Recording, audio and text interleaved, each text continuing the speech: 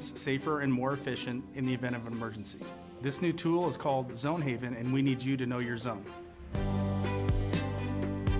In order to know your zone, you need to go to community.zonehaven.com, type in your address. Once your address populates in the pop-up window, take that information and write down the zone that is given to you where you know you'll find it in case of emergency. Zone Haven and knowing your zone does not replace Nixle and/or Code Red. It actually supplements them, and it makes those tools more powerful because you'll know what zones are being evacuated or which ones are being placed on advisory. And as a result, you won't have to do anything else other than listen to those messages and know if it's time to go. Even if you don't have internet, this could be done by word of mouth, it can be done by radio, or it could be us driving down the street, so please know your zone.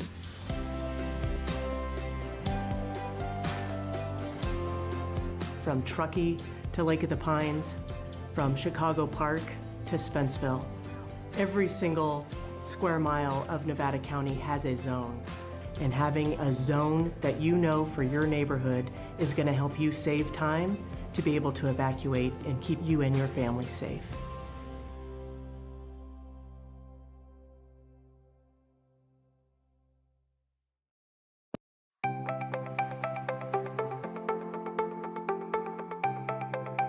Ready Nevada County is an education campaign designed to help the public have successful outcomes during emergency events. We really focus on a whole host of disasters or emergency events. We want to have a broad spectrum. We want to be prepared for anything, but really we focus a lot on wildfire because we know that's one of the most likely events to happen in Nevada County.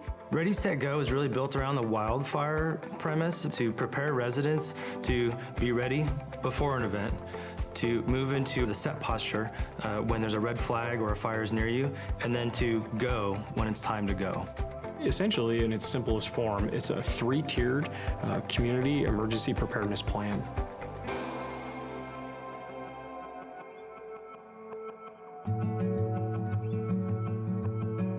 I have lived in this house, which we built, my husband and I, 26 years ago now, actually. We selected the hardy plank, the concrete siding, and also the metal roof. Then when we moved up here and heard about the 49er fire, that's when we started to say, wow, this really is even more important than we first realized. So the 49er fire is one of the most historic fires in Nevada County's history. They figured it changed the laws of the state of California that said this is how you have to protect your home. That came out of Nevada County. Steve Eubanks came from the Fire Safe Council, and the main thing we needed to pay attention to was the ladder fuels. Planting has been removed from the edges of the house so that it does not touch the house. It was an incredible service from the Fire Safe Council to come out and spend a couple of hours going through this property. So the ready phase is when there's no immediate threat to you and your family. This is the time when you should be doing education and planning, whether that be training, educating yourself, or accumulating equipment, hardening your home, creating defensible space. Defensible space is really all about creating a buffer zone between your house and flammable vegetation. We really focus on defensible space around the home, that first 100 feet, but also around the roadway too. Another aspect of the ready phase is hardening the home, and really what that means is making your home more resilient to wildfire. That's going to be putting the fine-grained mesh around the vents of your home so that embers won't get under your house or into the eaves of your house. That's going to be using non-combustible materials on your deck and around your home. So when an ember storm comes through, it's not going to ignite your home itself.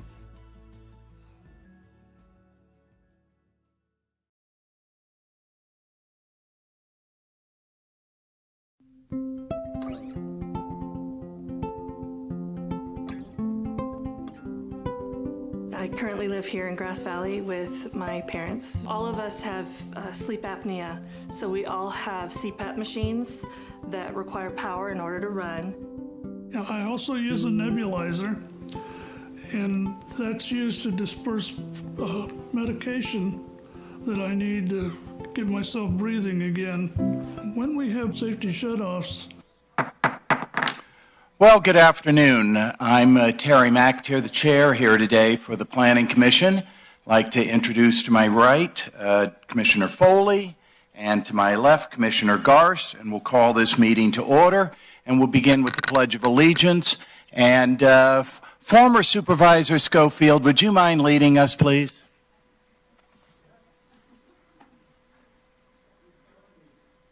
Pledge allegiance to the flag of the United States of America, and to the republic for which it stands, one nation, under God, indivisible, with liberty and justice for all. Thank you very much. At this time, we have public comment, but pardon? Oh, I don't go past that. I move on. We know that 3 of the 5 are here. Sorry, we have 2 commissioners not present today. Let's move to public comment. So if you'd like to, you have to in this place? Sorry about that. Here we go. Please. Thank you. Commissioner French is not present. Commissioner Foley. Present. Commissioner McAteer. Present. Commissioner Garst. Here. And Chair Millman is not present. Okay, that helped solve everything. Now let's go to public comment. If you have a comment that for something that's not on our agenda today, we would open the mic to you right now, and you have 3 minutes to be able to address us on an item that will not be on the agenda here today. Commissioner McAteer. Yes. Sorry to interrupt. That's okay. I'm not doing it correctly. Oh, you're doing great. I believe there may be a few or one or more corrections to the agenda. Oh, really? Okay. No? Sorry. Oh, okay. I apologize. I didn't know that. We do have that piece on the agenda, and just wanted to cover that to make sure there weren't any. Why don't you cover it for us? So, apologies. Vice Chair McAteer, there are no corrections to the agenda. However, we do have one consent item for approval. The minutes, correct? We'll get to those in a second here. Hang on. So anyone would like to address the board here regarding any item not on the agenda today? You have the podium for 3 minutes. See, yes.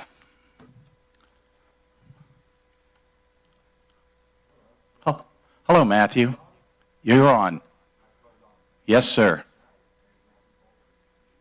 Whoops, is it on? Now it's on. Okay. Hi, my name is Matthew Coulter. I run a Facebook page called Concerned Citizen. It deals with different issues going on here in Grass Valley, Nevada County, Nevada City. And unfortunately, that you are the chair of the Planning Commission and also the chair of the Historical Commission. I find it a very flagrant violation of conflict because you are approving things that are destroying our history rapidly, weekly, and you smile about it, and you're arrogant about it, and you get up on the podium and go on for 4 minutes about how much you dislike me. Well, that's fine, Terry, but that's not what you're here for. We don't really care about you. We care about what you do in your placeholding position, the destruction that you do in the short amount of time that you are in this position. And these changes will take many years to correct. So please consider protecting our history, protecting our culture up here, and not selling it out to Roseville as you have been. Thank you. Thank you, Matthew. May I note for the record that the County Council has ruled on the fact that I am the chair of the Grass Valley Historical Commission and on the Planning Commission and has found no conflict relative to such. Moving on. The minutes. Consent agenda item number 1, the minute approval of February 26th. Any comments or questions regarding the minutes? I make a motion to approve. Motion by Garst. I'll second. Second by Foley.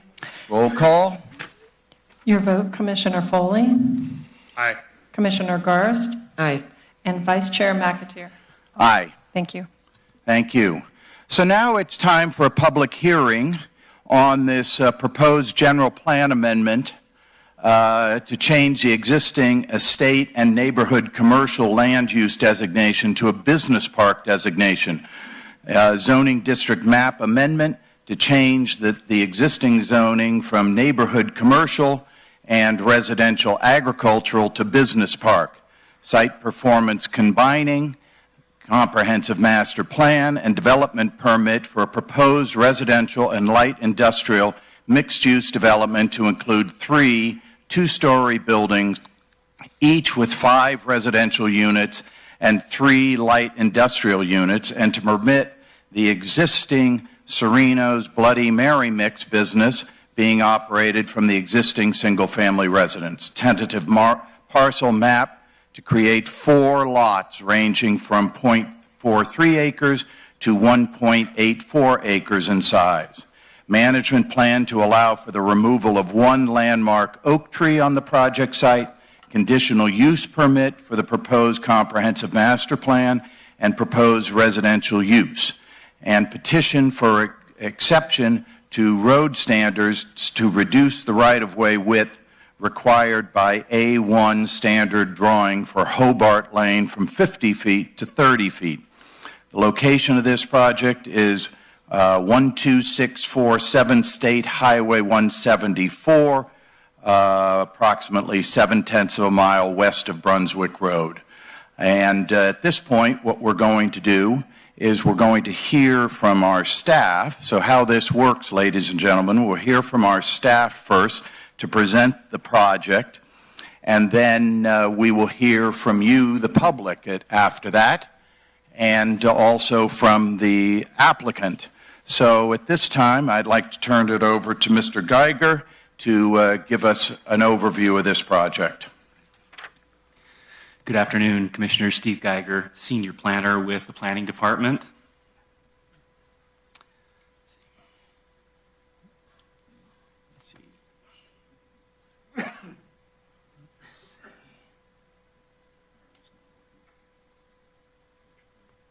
There we go.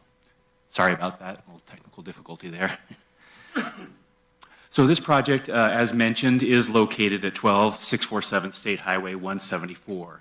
It's a 3.31 acre parcel, and the current zoning there is RA3 and C1. The northwest portion of the site, which takes up pretty much where the existing residence is located currently within the Cedar Ridge Rural Center area. That residence contains an unpermitted home-based business. It's currently being operated as Sereno's Bloody Mary Mix. Just by way of background, brief history, in October of 2020, that was when a complaint was filed regarding the business. Code case was opened at that time. A month later, the violations were confirmed. In April of 2024, this project application was submitted. It was deemed incomplete about a month later, and on July 9th of 2025, a compliance agreement was signed between the county and the property owner, allowing basically the operation of the Bloody Mary Mix to continue pending the resolution of this project application. And then in October of 2025, the application, this application was deemed complete. So this project is rather detailed, so if you'll just bear with me, there's a lot of elements to it. It does include a general plan amendment and a zoning amendment. The general plan amendment would change the existing estate and neighborhood commercial designations to a business park designation. It would also change the existing zoning from neighborhood commercial, C1, and residential agricultural, RA3, to business park site performance combining, BPSP. The project would also expand the Cedar Ridge Rural Center area from approximately 7.5 acres to just over 10 acres in size. The project does include a comprehensive master plan as well, and that is processed through a use permit, as well as a development permit is being processed. It is a residential and light industrial mixed-use development to include 3 two-story buildings. Each of them would have 5 residential units and 3 light industrial units. And as mentioned, the project also includes permitting the existing Bloody Mary Mix business. The use permit also is necessary for, as mentioned, the proposed comprehensive master plan and the residential use being proposed. Project includes a tentative parcel map. The applicant's proposing to subdivide the property and create 4 lots that would range from 0.43 acres to 1.84 acres in size. It includes a management plan that would allow for the removal of 1 landmark oak tree that is in the central portion of the project site. It also includes a petition for exception to road standards to reduce the right-of-way width that is required for Hobart Lane from 50 feet to 30 feet. Also included is an initial study, recommended mitigated negative declaration pursuant to CEQA requirements and CEQA guidelines. The project is proposed to be phased in a total of 4 phases. Phase 1 would permit the existing Bloody Mary mixed business and also resolve the existing code compliance case. It would also establish a storage and maintenance yard that's proposed to be located behind the residence. Phases 2 through 4 will each involve construction of one mixed-use building and the associated parking and other improvements, as well as installation of the septic system to serve each building. As mentioned, the tentative parcel map is proposing to create 4 lots, again ranging from 0.43 acres to 1.84 acres in size, and there will be construction of 1 2-story building on each of lots 2 through 4. The existing single-family residence and proposed storage and maintenance yard and the recreation and open space area, as well as the septic system, are proposed to be located on Lot 1, the largest lot at 1.84 acres in size. Getting into the actual design of the proposed mixed-use buildings, the residential units will be 852 square feet and 1,100 square feet in size, while the industrial suites will be just over 1,100 square feet to 1,278 square feet in size. Buildings 1 and 3 will be oriented with their large roll-up access doors face to the north, and Building 2 will have the roll-up doors facing to the south. Neutral earth tone colors are proposed to match the surrounding area, including browns, greens, tans, and beige colors. The applicant also proposes varying materials that include standard seam metal roofing and awnings, corrugated metal, and stucco wainscoting. The project is consistent with the Western Nevada County design guidelines. With regard to lighting for the project, the applicant is not proposing any parking lot pole lights. The only outdoor lighting proposed is to be wall-mounted sconce lighting near the doorways that would be along the south side of Building 1, the north side of Building 2, and the south side of Building 3. There are mitigation measures being required that all outdoor light fixtures be shielded and directed downward so as not to allow for spillage of light onto neighboring properties, and also that a final lighting plan be required that demonstrates that the project lighting will in fact be maintained on the site. The applicant is proposing a just under a half-acre open space and recreation area for the tenants in the southwest portion of the parcel. This area is to include decomposed granite walkways, a group pavilion, a ping pong table, benches, and picnic tables. The area will be fenced with 2 entrances along the east side, with gates and a trellis located at each. With regard to landscaping, 24% of the site will be landscaped. The applicant is proposing a total of 28 trees consisting of 6 separate species. There will be a landscape buffer provided along the Highway 174 frontage and the east property line. And the parking lot trees will provide the required 40% shade coverage required by county standards. With regard to water, that will be provided by Nevada Irrigation District, and wastewater will be managed by an on-site clustered septic system that will be approved by the Nevada County Department of Environmental Health. With regard to parking, the applicant's proposal meets the parking area standards of the county. Getting into the management plan, as mentioned, it is required because there is one single California black oak landmark tree with a diameter of approximately 48 inches in the central portion of the property. The applicant is being required to mitigate for the loss of this tree. This will be through the planting of California black oak acorns This is being recommended by the consultant, given that they're the most plentiful native oak within the project area, and also it's the species that's being removed. The mitigation planting area will be located within the western area of the parcel, likely near the southwest corner of the parcel where the recreation and open space area is proposed. There is a petition for exception of road standards that has been submitted as well, and that is, as mentioned, requested to reduce the right-of-way width from 50 to 30 feet. Now, the actual road improvements proposed by the applicant will be constructed to the A1 road section standard, 24 feet in width. The applicant has provided justification for this request, saying that the subject property is bisected by Hobart Lane, and since the parcel narrows as it goes to the south, the buildable area would be significantly impacted by providing a 50-foot right-of-way.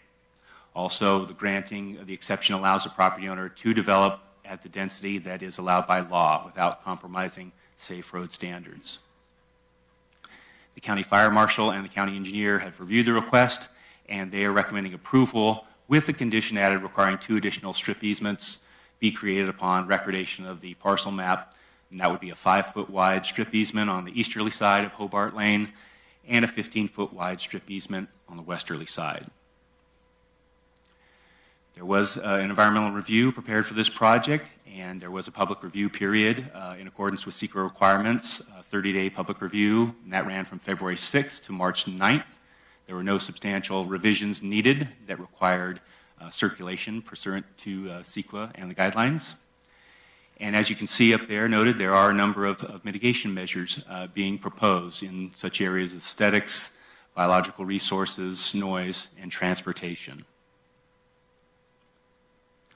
Now, the applicant is requesting with this project a request for a density bonus. The proposed business park zoning permits 4 dwelling units per acre. So with the 3.31 acre parcel, this would mean that typically the applicant would be allowed 13 dwelling units. By providing for 1 very low income affordable unit, the state allows for a 25% density bonus.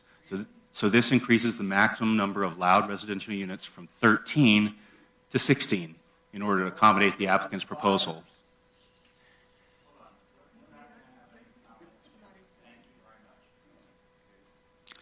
Now, the general plan housing element does contain a policy that supports the granting of density bonuses for low or very low income housing. The applicant will be required to maintain the availability of the very low income unit for a minimum period of 55 years, and that's addressed by a condition of approval. The density bonus law also allows requests for waivers of site development standards. And with that, the applicant is requesting a reduction in the front yard setback from 10 feet from the Hobart Lane right-of-way to 5 feet for the proposed mixed-use buildings, and also a reduction in the rear yard setback from 30 feet to 5 feet along the eastern boundary of the project site. There are 3 special required findings in order for a density bonus to be granted, and staff has reviewed these and believes that they are met. Now, with a comprehensive master plan, the applicant is basically allowed to kind of custom the land uses as far as what they foresee for the project site. The project proposes a more limited and focused allowable land use table for the site. Upon initial review of the uses proposed, 2 of the uses that the applicant had indicated to be allowed by right raised some concerns with planning staff. Number 1 was a proposal for fitness centers, personal training, and physical therapy or yoga studio. And number 2 was specialty auto repair, upholstery, stereo, and detailing. So for the first one, the fitness centers, staff had concern for potential for large attendance coming for classes at a fitness center or a yoga studio, and felt that that could create parking and traffic issues. For the second one, staff is agreeable to allowing for auto detailing and auto stereo installation and repair, even auto upholstery repair. However, general auto repair is not appropriate for the project site due to the potential noise, outdoor storage of auto parts, flammable materials, and such. Staff is recommending that both of these uses be allowed with with an administrative development permit, which would allow staff the opportunity to have a review of the proposal and check for making sure that parking requirements could still be maintained, and basically just allowing us an opportunity for review. We're also recommending auto repair and auto painting and bodywork be added to the table as clearly not permitted. So far, as far as potential impacts, noise was identified as a potential impact from construction activities, operation in the light industrial units, as well as the residential units. And a noise assessment was prepared and submitted with the project. To reduce noise to acceptable levels, the study has recommended the construction of 2 8-foot tall sound walls. One sound wall will be constructed along the east edge of the parking lot on the north side of the proposed Building 1. And the second sound wall would be constructed along the east edge of the parking lot between proposed Building 2 and Building 3. And this is being addressed through a mitigation measure, and that's condition B21 in your staff report. Mitigation measure 13A restricts operation and use of the proposed light industrial units from 7 a.m. to 10 p.m. During the evening hours of 7 to 10 p.m. and the nighttime hours of 10 p.m. to 7 a.m. The roll-up doors for the industrial units will be required to remain closed. And finally, mitigation measure 13C will restrict construction hours to 7 a.m. to 7 p.m. Monday through Saturday. A traffic impact study was also prepared by TJKM Consultants. The traffic study evaluated 3 study intersections: State Route 174 East Empire Street to the west, State Route 174 and Brunswick Road to the east, and Route 174 and Hobart Lane. Now, with the project traffic added to the existing traffic levels, 2 of the 3 intersections are anticipated to continue to operate within applicable jurisdictional standards of level of service C or better during the AM and PM peak hours.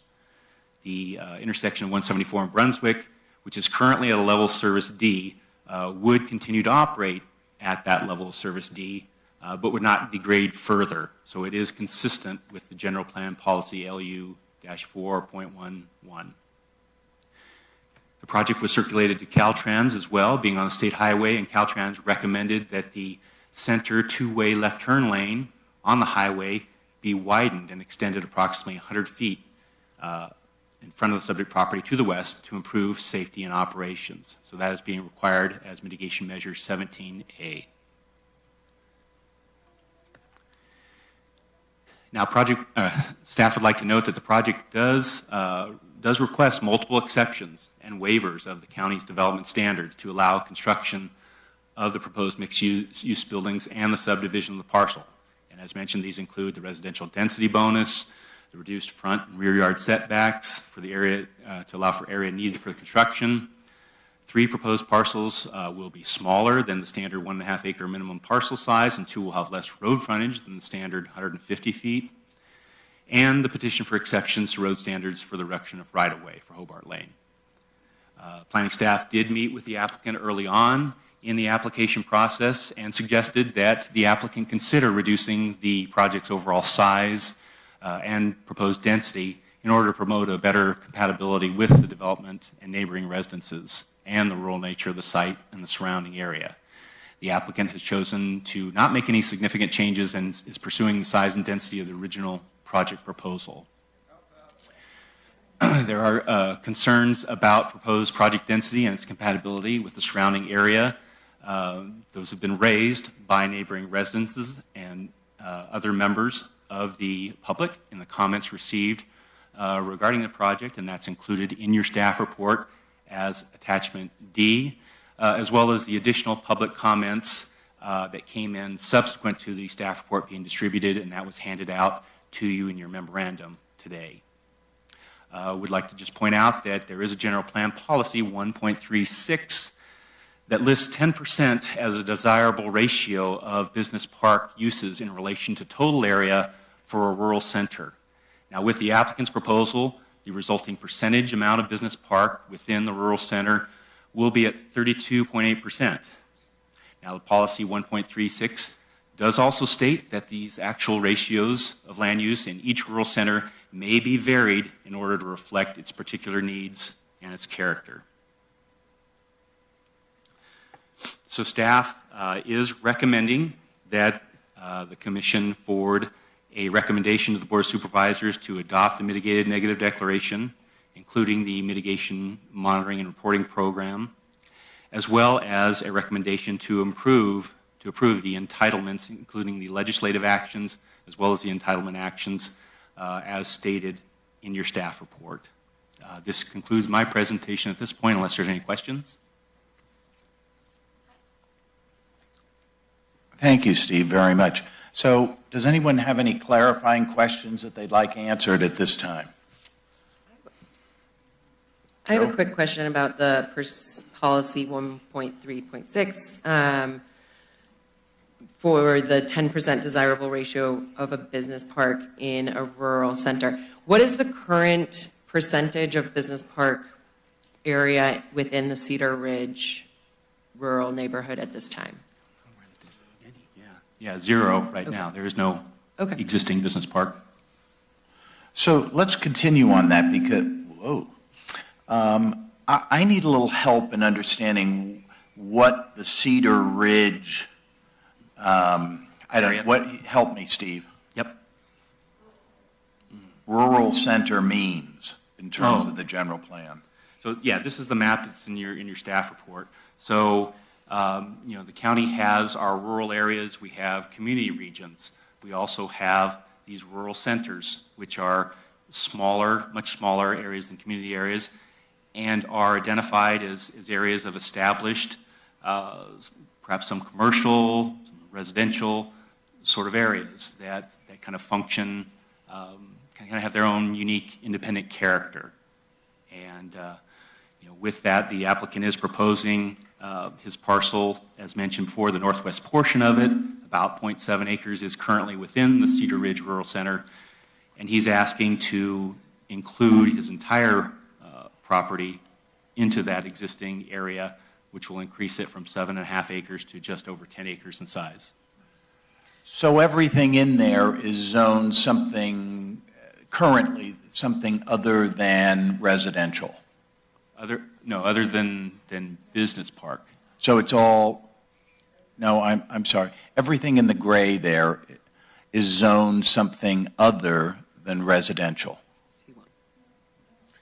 C1. What is it? Okay, is it all zoned commercial? Commissioner McAteer, I believe all of it is zoned commercial. There may be some residential to the east. Steve, can you put the map back up, please? Yeah, to the east side, that leg that hangs down, there may be some residential RA in the back.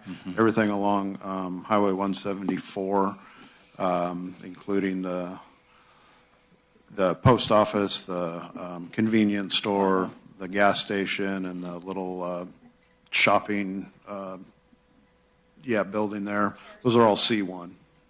Okay. Commercial. And therefore, everything, stick on that one. I was just trying to get you a little bit, we have a little bit of existing zoning showing on the upper left corner. Okay. Showing you the C1. Unfortunately, it doesn't go far enough east to show, but. So I'm interested in, what is the zoning currently? I know that it's ag where the development is. Could you sort of tell me, is everything else ag, or is there R1 in there? What is there around there? Well, surrounding the property is RA, RA3, yeah. Okay. Immediate east, yeah, and south. And is most everything else RA in that that's not gray? Correct, yeah, it's residential. Mm-hmm. Okay, thank you very much. I have a follow-up question about the business parks. Are they typically, given this policy of the 10% within a regional area, are they typically a standalone block then? It's not clustered together in large areas, or is it kind of mixed throughout the county? Does my question make sense? Commissioner Darst, are you talking about in each rural center or just business park throughout the county? Business parks in general, or more specific, I suppose more specifically within rural. zoning? Usually, if there is business park within a rural center, it's in kind of one location. Because business park has some larger open space requirements and larger setbacks, it's meant to be kind of a campus-like development. So typically, it's on larger parcels in one single area. Okay, thank you. And Steve, you noted that you'd met with the applicant and that you had somebody had suggested that they consider a smaller development on. What did you come up with actually what you thought would be more appropriate in your eyes? Commissioner McAteer, Steve took over this project in the Later middle on. of it. Okay. Early on, some conversations. We're just trying to get everything to fit on the property, understanding there's a certain density that was allowed by the business park. That was around 12 to 13 units, and the desire to go up to 15 units.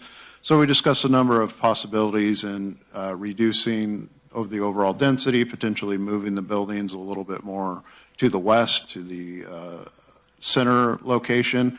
The existing Hobart Lane did provide some challenges to having a lot of options to move things around.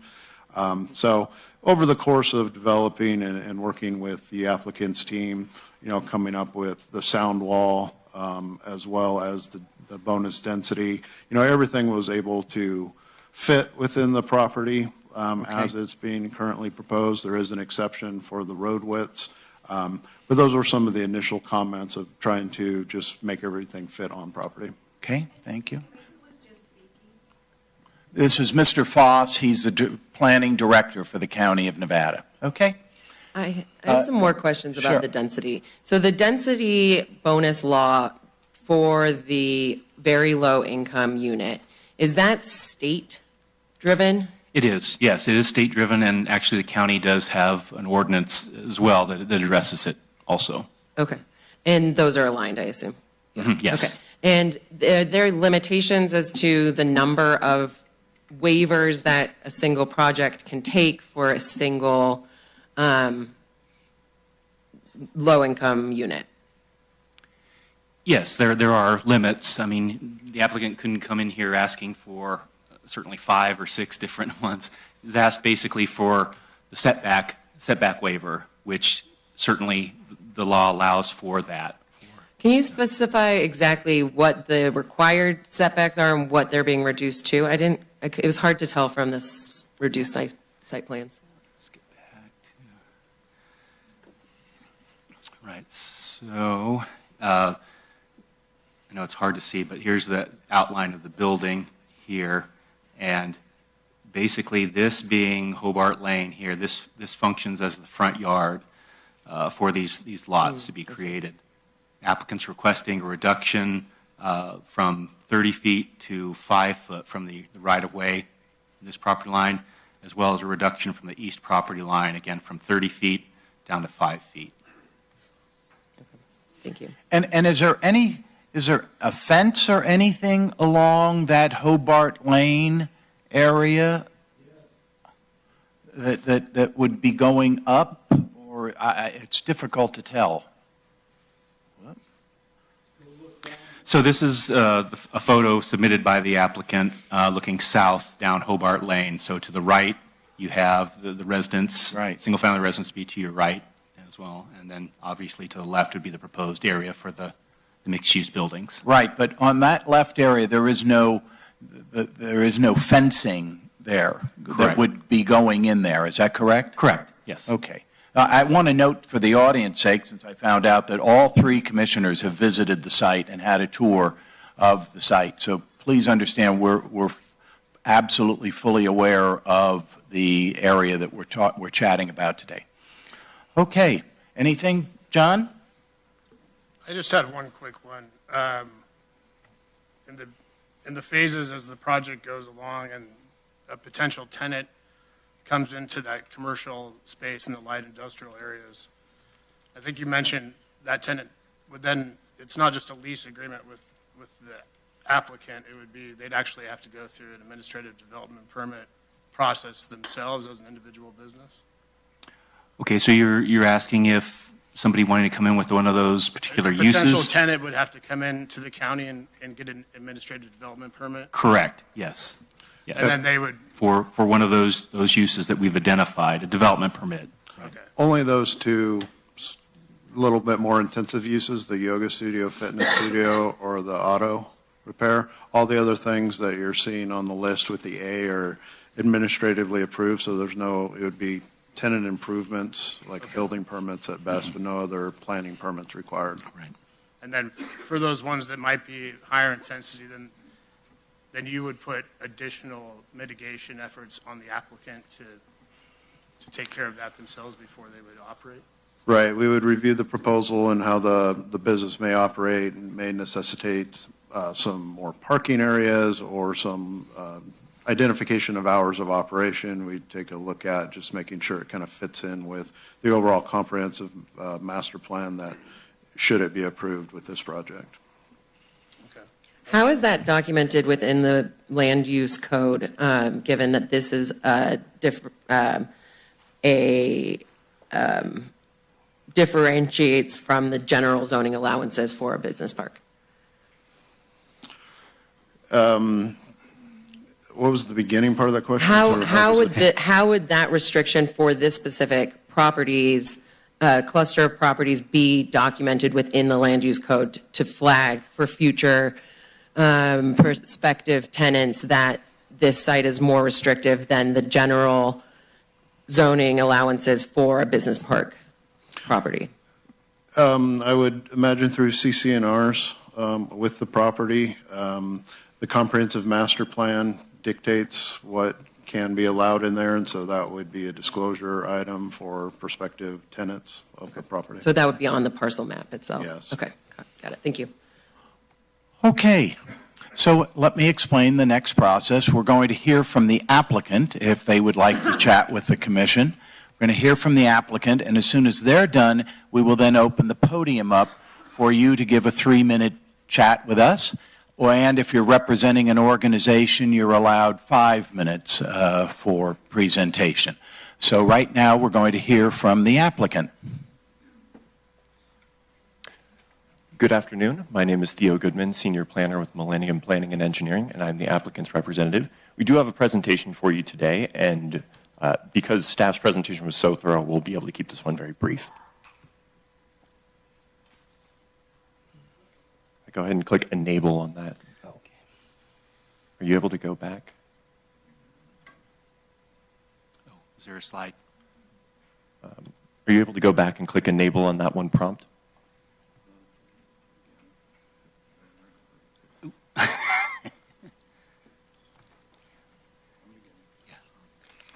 Could you close it and reopen it? There's one element of the presentation that we've cleared with IT.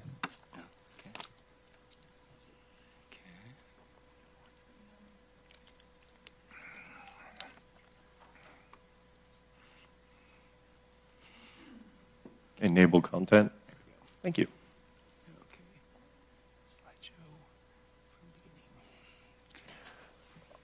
Alrighty. So today I'd like to discuss. So I want you to speak into the microphone and up because we need the audience to hear. Thank you. Alrighty. Thank you for the heads up there. Today we'd like to discuss the live, work, play community that's proposed in Cedar Ridge known as Hidden Grove. To quickly recap the project elements that staff has already described, this project is located in the Cedar Ridge Rural Center, spanning a approximately 3.3 acre parcel, and it's located about 1.7 miles from the city limits of Grass Valley. The existing improvements include the existing home, as well as accessory structures and Hobart Lane, which bisects the property. This project is proposing 15 residential units and 9 workspace units, as well as a half-acre recreation area for the tenants of this development, and is proposing, with construction, road improvements to widen Hobart Lane to meet a fire-safe road standard and improve the existing turn lane on State Highway 174 to improve access and safety to get in and out of the parcel. The architecture, as staff has already discussed, includes these rural tones that match they're actually identical to the Overhill Fire Station directly across the street. There will be 3 two-story buildings with this development, 3 workspaces and 1 residential unit on the bottom floor and 4 residential units on the top floor. The workspaces will be approximately 1,200 square feet with a 2-bedroom residential unit on the first floor and 4 one-bedroom units on the second floor.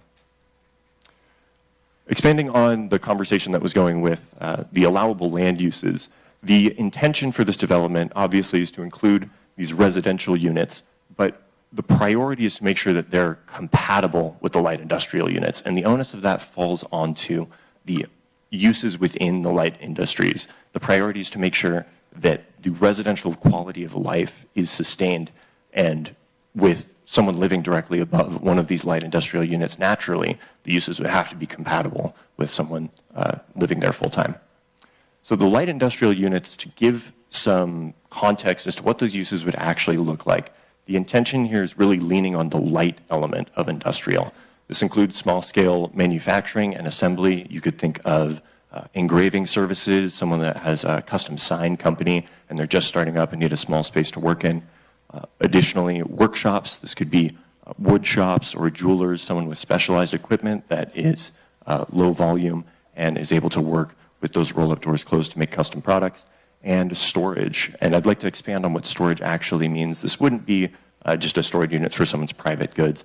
This would be a place for a small contractor who, say, is an electrician and needs a pickup truck and their tools and their supplies that they need to store here before they go out and provide services around the county.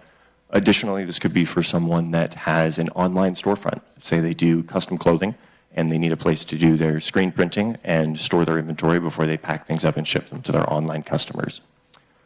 I would like to note that we understand the alarm that comes with the word industrial, and this is not at all a heavy industrial project. There won't be any lumber mills, there won't be any concrete batch plants, there's no smokestacks going up, and with that, we're using the comprehensive master plan and the site performance combining district to really enforce and refine that there won't be any excessive noise, heavy traffics, or big rigs coming in and out, or any generation of hazardous waste.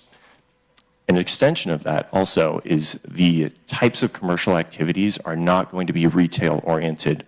We're not looking to provide a lot of pedestrian traffic coming in and out. Highways right there. We're not looking for a lot of foot traffic exploring this property. So there won't be any retail services, and there won't be any restaurants. Touching back on the conversation for the zoning change, within the general plan and the zoning code, the business park zone is described as supporting light industries in enclosed structures, and that's really the focus here, is not to have any of the activity or have none of the activity be outside of the enclosed structures. Furthermore, the intention within the zoning code is to use innovative and creative design to create an employment-oriented project, and we believe that this project aligns with those intentions. The site performance combining district allows us to refine and restrict land uses further, which I believe goes to Commissioner Garst's comment about how is this more restrictive, or how do we earmark this particular property as having more rules when someone comes in for a permit in the future. And that's the mechanism that allows us to be able to do that. And that leads to the comprehensive master plan, which, to put it very simply, is the governing document for this development. This document will add additional rules and regulations and be very specific about the responsibilities of management of the development, while also giving guidelines for any of the uses that may come up in the future that we can't anticipate. An example of that is 20, 30 years ago, who could have estimated how often we need cell phone repair shops? So this is designed in a way to afford maximum flexibility for the uses that we can't anticipate, while also having very clear guidelines to protect the quality of life for the residents of this development and the neighboring parcels. With the rezone comes the general plan amendment, as we've discussed, and the business park designation within the general plan is very similar to its zoning counterpart in that it supports light industrial uses and is focused on primarily being indoors. The Cedar Ridge Rural Center we discussed pretty thoroughly, but I wasn't sure if we got a super clear definition. Within the general plan policy, the definition for a rural center is a multi-purpose hub offering goods, services, and housing. And we believe that this project offers all three of those as an opportunity and really leans into the multi-purpose element. Within the existing Cedar Ridge Rural Center, there's a gas station, a convenience store, salon, and other commercial uses, but this provides something that's a bit more comprehensive in the multi-purpose aspect. Now that we've recapped what the project is, I'd like to talk about the real vision of this. This project is certainly a passion project, and before I turn it over to the applicant to speak, I'd like to talk about how it aligns with the contemporary goals of Nevada County.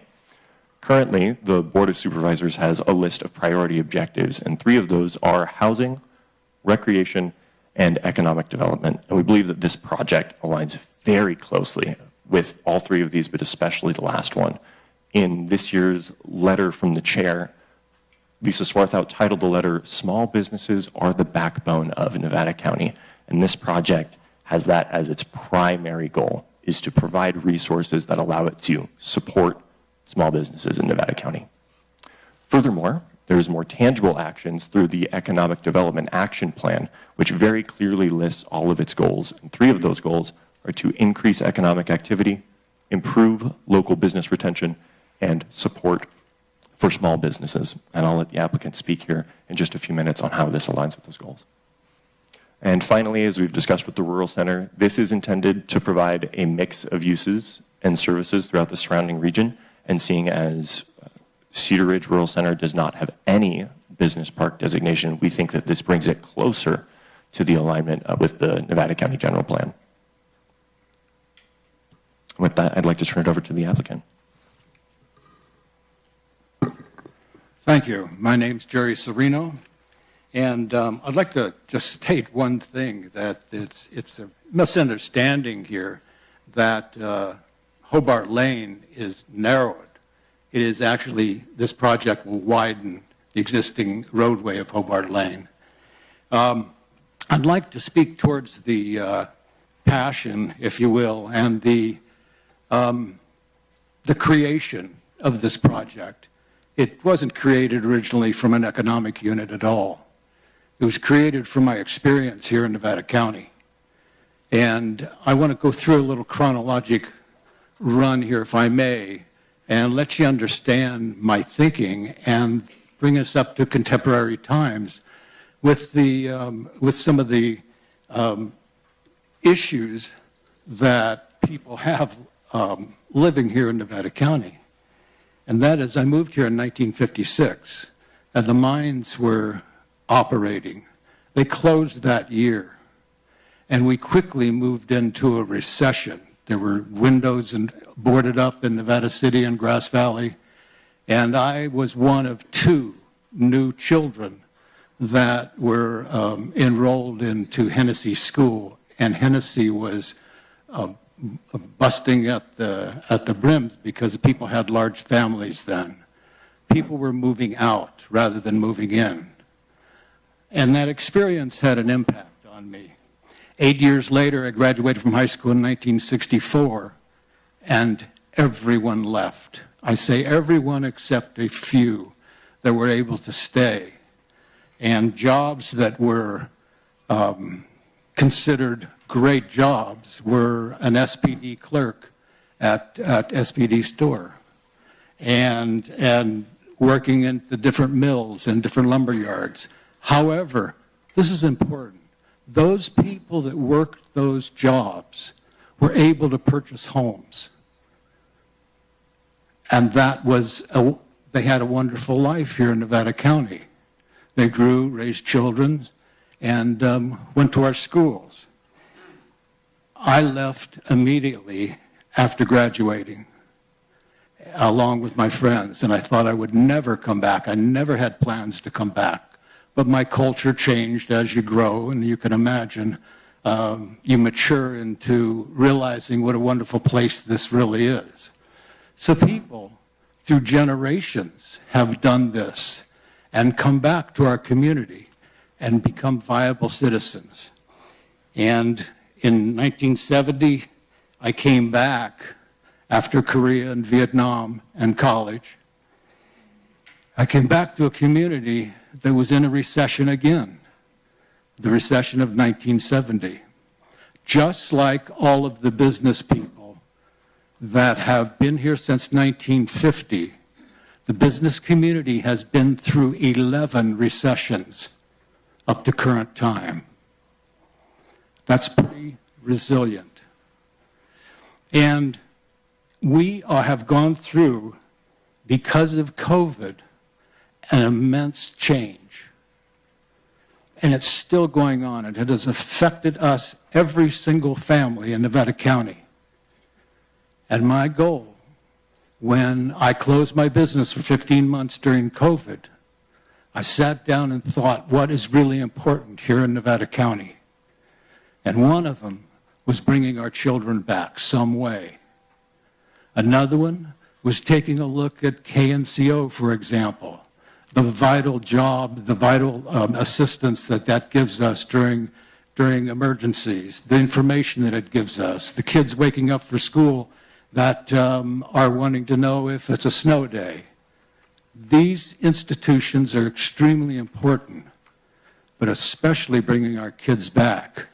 All of these, it is impossible, nearly, for a young person to come back to our community that desires to come back, because I deal with them every day. I have 4 that I'm working with right now that have been born here, went to school here, and left. And years later, they want to come back. But they cannot afford, on our economy here, they cannot afford a home. The difference between working at SPD as a clerk, not that there's anything wrong with that, years past, and now, there is not a profession that they can join here where 2 people can qualify for a home in most cases. Their option is to start a business. That is one of the few options they have. And it's something that I feel that I could do something about. And that is the inspiration for Hidden Grove. And I urge you to consider these aspects when you vote for this project. And I want to say just one more thing, if I may. The connection between our business community and our nonprofits is absolutely cemented. There are many nonprofits in our community. Of the 683 nonprofits in our community, there are many that are solely supported by the business community. And the nonprofits provide medical, they provide our arts, they provide so many aspects that people absolutely require in a whole community. And the people sitting in this audience, they're going to need hospice. And they're going to need the Sierra Services for the Blind. One out of 3 people that are 80 years old are legally blind. When I met with Sierra Services for the Blind 2 years ago, I brought over a case of Bloody Mary for their auction.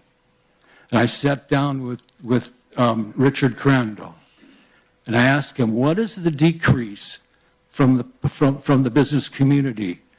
And he told me, Jerry, you're the only one left. I've been supporting them for 40 years.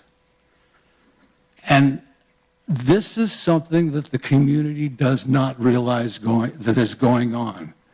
I get a stack from my son every week from requests from nonprofits that I have to go through and say no to several of those, where we used to be able to support all of them. Our generational businesses, from my interviews, all do one thing, and that is their walls are full of plaques and awards and service to our nonprofits. That's what makes our community such a wonderful place to live, is our support and our passion for one another, our compassion for one another. good people helping good people. And I remind you sitting in this audience that are against this project, that have not really heard all the aspects of this project, to remind yourselves that you will need those nonprofits and you will need the support of your neighbors. And I urge you to take a good look at this project. It is not just for economic advancement. It was never was it thought of a way to move forward economically. It was set down in my heart for what I'm telling you. Thank you for your time. Thank you, Mr. Serino. Okay, so at this time, we're going to allow you to come up to the podium and address us of your concerns. Let me note to you that while you're addressing any of your concerns or positives or whatever else, staff over here will be taking some notes so that they can respond to you. Commissioner, hang on. Okay, 1 second. They'll be responding to some of your questions that you bring up, so that we'll get some questions answered that you might bring up. You had a point? Sorry. Commissioner, if I may, we actually had one final slide that we'd like to show you. It's about 45 seconds long. Okay. And please listen to the words of this video.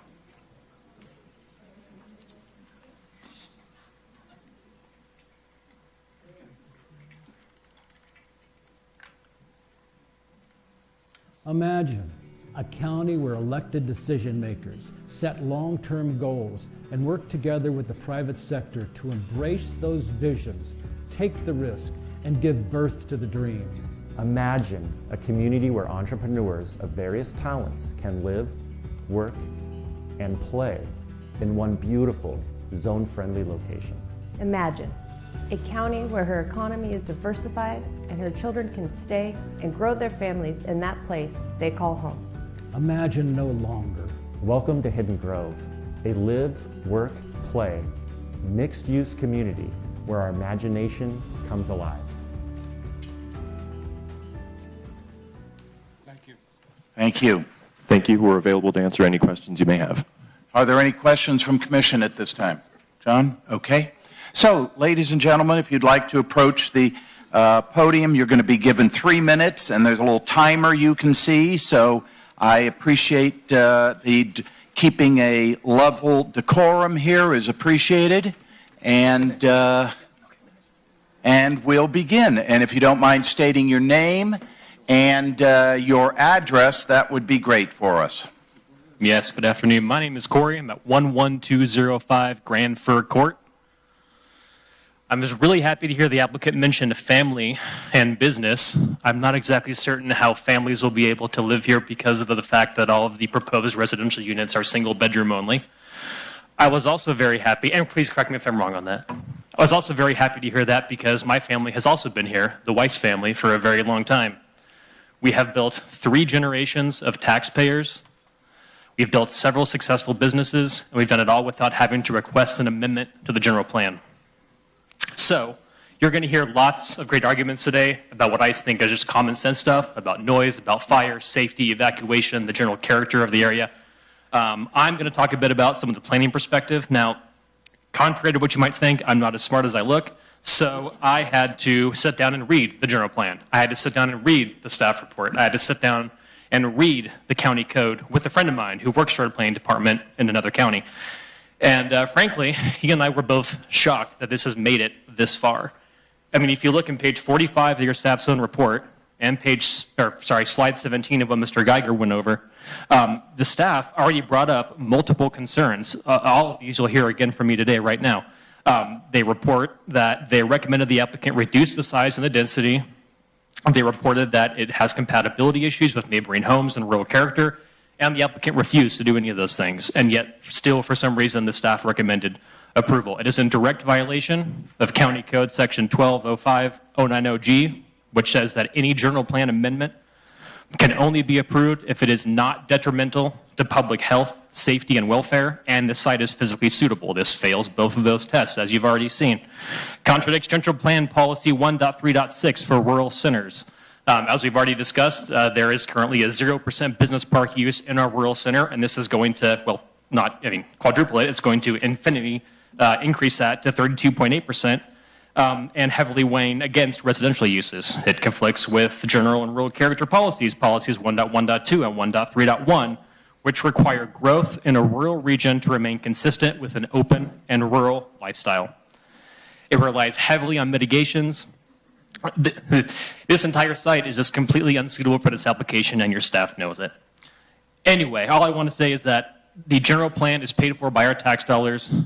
It exists to protect us and the character of a state and a county that's been here longer than we have and that will continue to be here longer than we have. And what is the point of that if someone can just come and amend it on a whim because they have the resources to do so? Thank you.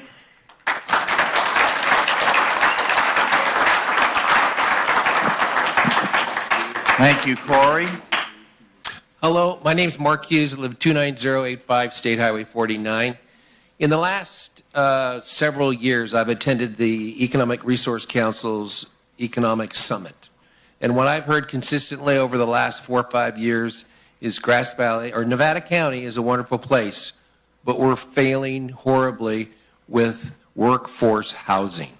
Housing was an issue that came up repeatedly over and over again. Also brought up was the challenge to provide good jobs for our young adults.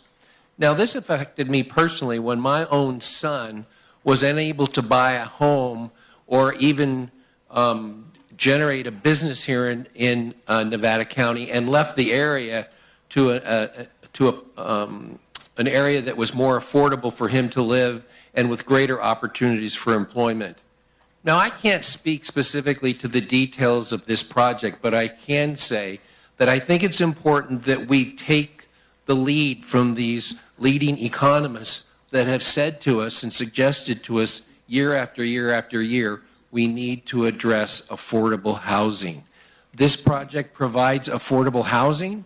It provides an opportunity for young entrepreneurs and small business owners to take advantage of lower costs, not having to rent 2 different spaces, the economies of raising a family and being close to where you work, all that. So in general, I just hope that the board will always take into consideration the projects coming to our area that are going to encourage affordable housing and create great opportunities for small business owners. Thank you. Thank you, Mark.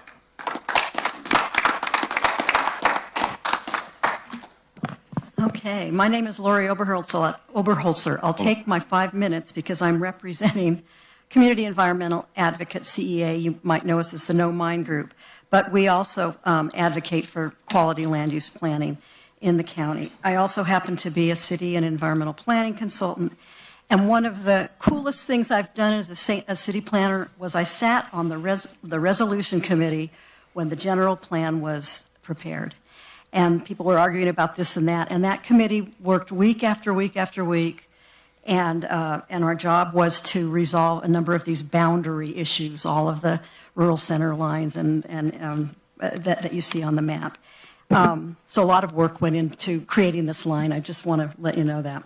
The key issue that you have before you today is the proposal to expand a rural center in our general plan for one project.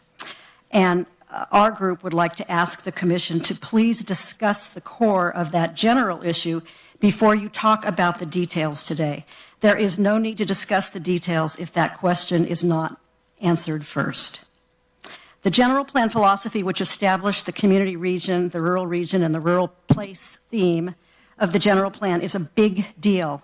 It is our urban limits line. It was crafted over a number of years in a process with unprecedented community participation, and a formerly split Board of Supervisors found its way to endorse these principles as the core of the plan to this day.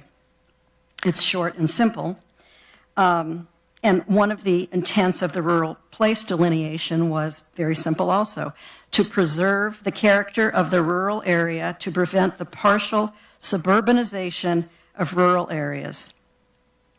Basically, it was to avoid sprawl. The proposal would significantly increase the size of Cedar Ridge's rural place, allowing more light industrial use. So that's basically what you're doing is increasing the size of this little rural place that was established in our general plan. There really is no rationale for this. The Cedar Ridge rural area has not grown significantly in population since the general plan was adopted. The current rural place along Highway 74 right there is not built out. And the economic study that was done, I guess, by the consultants did not see a need for any kind of expansion of industrial uses in the land use designations in the area. They did not see a need for the change in the balance of land use designations ratio that you've heard talked about today in the general plan. So there's no crying need for an increase in industrial or an increase in the size of this rural place. Staff supports the project, saying that it is not inconsistent with general plan policies. We disagree. The Commission cannot make the finding that, 1, the proposed amendment is consistent with the goals, objectives, policies, and implementation measures of the general plan. This is a change in the general plan, a big one in Cedar Ridge, and it is clearly inconsistent with general plan policies 1.4 and 1.9. 1.9 is the ratio one that you've heard about. You guys have complete discretion on how to interpret the general plan goals and policies. This is not in the public interest, which is another finding that you are required to make.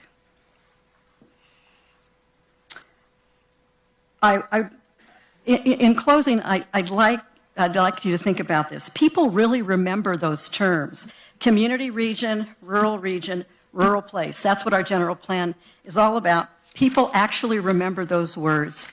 And I ask you, have you ever heard of a general plan anywhere else that is so reflective of the community that people actually remember its key goals? This would be a change in the core direction of our general plan and really should not be taken lightly. And in this case, it's just not needed. There has been no need for it shown. Again, we'd like you to focus your discussion on the general issue. The big deal here is changing the general plan and changing the rural place boundary. And we'd like to see the bulk of the conversation on that issue, not the paint color, not the site plan, not even the types of uses that are allowed in Business Park. But the big picture issue, whether you're going to, I don't even know if you've ever done it, changed a boundary of essentially our urban limits line. Thank you, Lori. Now, hang on 1 second. So just for the sake of everyone else, I think we'll limit the clapping if you don't mind. Thank you very much. Okay, we don't have to have a cheering section. Our goal is to listen to you. Yes, sir, you're up. For the record, I'm Gordon Gossage with Regenesis Planet. I'm also a member of the baby boomer generation. I'm 70, I'm right in the middle. We're all turning 80. Oldest of us are turning 80 this year. The youngest of us are 62. I'll let you figure out in the audience what the percentage is of people over 62. What we've done is that we don't remember when we bought houses very well. I was 27 when I bought my first house in 1982. Like almost everybody in my generation who owned a home, I made a lot of money in real estate for doing nothing but living in a house. And then I cashed out when I was 60, 10 years ago. And the people who we are opposing are people under 45. If you think of how old a millennial or a Gen Z neighbor is, they're under 45 now. And unlike when I was coming up, and many of you, the average first-time home buyer is 40 years old. In order to buy a median house in Nevada County, you need to be in a household that makes $100,000 or more. So when you think about these 15 units in some abstract way, I want everyone in the audience and in Nevada County to sit down with the people you're talking about. Give them names. Say their names. Mike McGrath, 32 years old, firefighter. George Fredericks, a nurse, Dignity Health, 35. And some of the teachers of your kids. Just think, Susan Port teaches 3rd grade. And when you sit across the table, if you're a boomer obstructing housing, throttling the housing supply like we've done for decades, we know how to gum up the works. We're the protest generation. We can use environmental laws, we can use parking laws, we can use fire mitigation laws to stop housing to be developed. I urge you to think, these are real people. They are our neighbors. They are our kids and our grandkids. And affordability is the #1 political issue this year, and the #1 contributor to a lack of affordability is housing costs. This is the civil rights issue of our time. This is social justice. I hope you approve this addition to our housing supply. Thank you. Thank you, Gordon.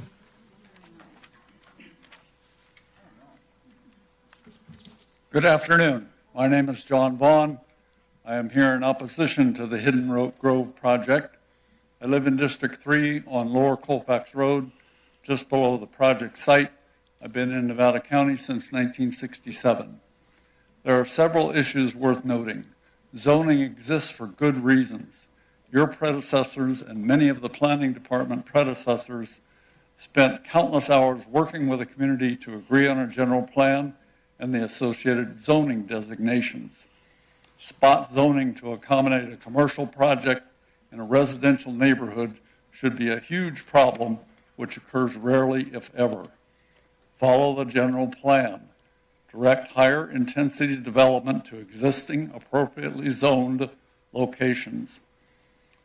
The proposal requests an amendment to the general plan to expand the Cedar Ridge Rural Center, increasing the business park ratio from 10 to 33%, which contradicts general plan policy 1.3.6.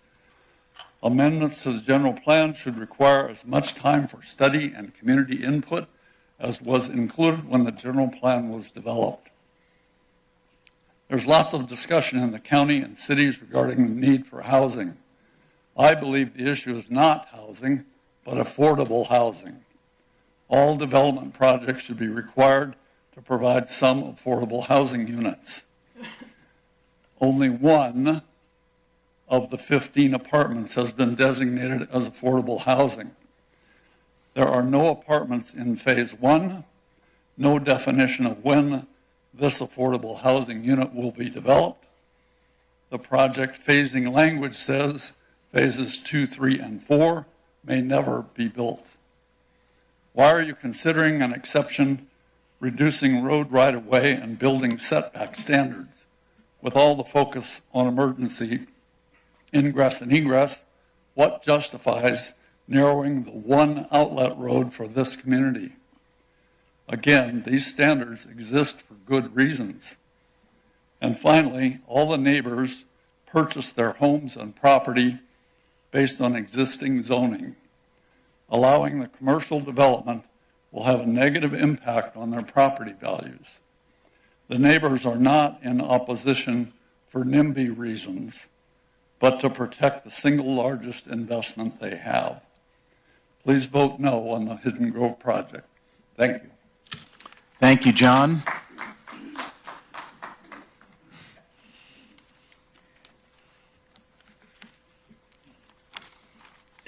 My name is Julia Carroll. I live on Cedar Ridge Drive in Cedar Ridge. I have two objections to the project. First, I believe the traffic study was inadequate. Reportedly, and this is a quote, the proposed project was determined not to result in a significant traffic impact on State Highway 174 and nearby intersections. everyone familiar with that stretch of Highway 174 from Colfax to Grass Valley knows that drivers speed well over the speed limit, especially heading toward Grass Valley. So it is already risky to turn onto Highway 174 from Cedar Ridge Drive, for example, where I live, to say Grand First Circle, which is a little further on. It is risky not only to turn onto 174 from intersections, but also from the post office, the market, the fire station, the gas station, the Cedar Ridge Salon, and so on. Cars from 15 residences turning in and out of Hobart Lane would exacerbate that problem. Trucks, employees, and clients driving to and from the industrial spaces would make the situation worse. There would be significant traffic impact. My second objection is to the inclusion of 9 light industrial units in an established residential area. I don't believe our community needs those units. What we need is more affordable housing. To expand on what the quote was from Lisa Swarthout, if small business is the backbone of Nevada County, residents, the people who live here, are the lifeblood, and the people need affordable places to live. They are not going to be raising a family in a tiny one-bedroom apartment. And to Jerry, I would say, Cedar Ridge isn't simply a handy pocket of land to realize your vision. Presumably, there's another way for you to come into compliance with your current Bloody Mary mixed business. Thank you. Thank you, Julia. Please, thank you very much. Yes, ma'am. Good afternoon. My name is Dolly Lewis, and I've been a Cedar Ridge homeowner on Lower Colfax Road for nearly 50 years. My home is my sanctuary. I chose this place for its quiet, rural character, for the open space, the dark, starry skies, and the sense of peace that is increasingly hard to find. I'm here today because I'm deeply concerned that the Hidden Grove proposal would take all of that away, not just from me, but from my neighbors in the surrounding area. A business park with manufacturing facilities operating from 7 a.m. to 10 p.m., placed on just 1.5 acres in the middle of a rural residential community, is not a subtle change. It is a fundamental shift. It brings urban density, noise where there has been quiet, light instead of darkness, and traffic and safety concerns to roads never designed for this kind of use. It introduces real risks, environmental strain, including the wells downhill from the project, increased traffic, loss of trees, and even more risk to already overburdened wildfire evacuation routes. I do want to acknowledge that the developer, Jerry Serino, has built a positive reputation and goodwill in the Grass Valley business community. As a former Nevada County restaurant owner myself, I understand what an achievement that is, and I respect that, which is why I find this situation so difficult. I ask you all to consider what this project would mean for Mr. Serino's neighbors in lived experience, what we would lose and what cannot be replaced. Consider especially this, that this project's location appears to be driven by the developer's property ownership, not suitability. There are appropriate places for this kind of development, areas where infrastructure and zoning align for manufacturing, such as Loma Rica Industrial Park. Placing it here instead asks a treasured rural community to absorb impacts it was never meant to carry. Beyond Cedar Ridge, I ask you to consider the precedent for all of Nevada County. Once that line is crossed, it becomes much harder to protect other rural neighborhoods. This is not just about a business plan, it's about preserving a way of life across the county and protecting the expectations that come with rural zoning. It's not too late to choose a different path, one that supports economic growth while still honoring the communities that already exist. Situating this project in an appropriate location achieves this necessary balance. I respectfully urge you to deny this plan. Thank you, Dolly, very much.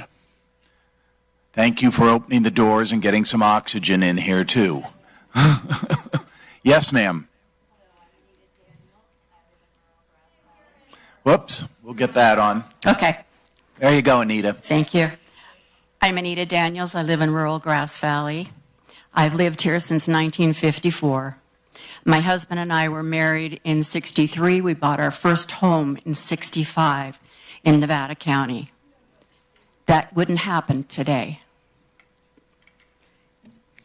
This project will enhance property values for neighbors. This is a model for developers and decision makers alike. It is specifically designed to incubate businesses and keep some of our wonderful children home in Nevada County where they belong. Thank you. Thank you, Anita. Thank you, Chair. My name is Ed Schofield. I'm a former county supervisor representing District 2. I do know Mr. Sereno well. It's one of the reasons I'm here today, in that I know the thought process that goes into this project. I know the dedication that he puts into these types of projects, especially his restaurant, and I have tremendous respect for him. As a supervisor, the two things that I think of on this project is housing and economic development, and both are key topics for the Board of Supervisors to be looking at. And I just quickly want to say to you, thank you to the three of you for being here. You really don't understand how much your decisions mean to the Board of Supervisors. And it's always a little disappointing to me whenever I would see a decision made with only 3 supervisors, because that means a good portion of the county is not represented here. So I say, I thank you very much to you. I'm disappointed my District 2 supervisor is not here today, but it's good to see you. Thank you so much. Thank you, Ed.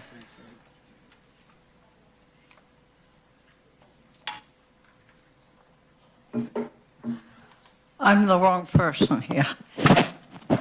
Hi, So- Jerry. sorry, I'm one more sorry. time. Jerry is my neighbor, and I don't like this project. That's obvious. I don't have any written thing. But I live just beyond the planned, what are they called? Beyond the building footprint, or?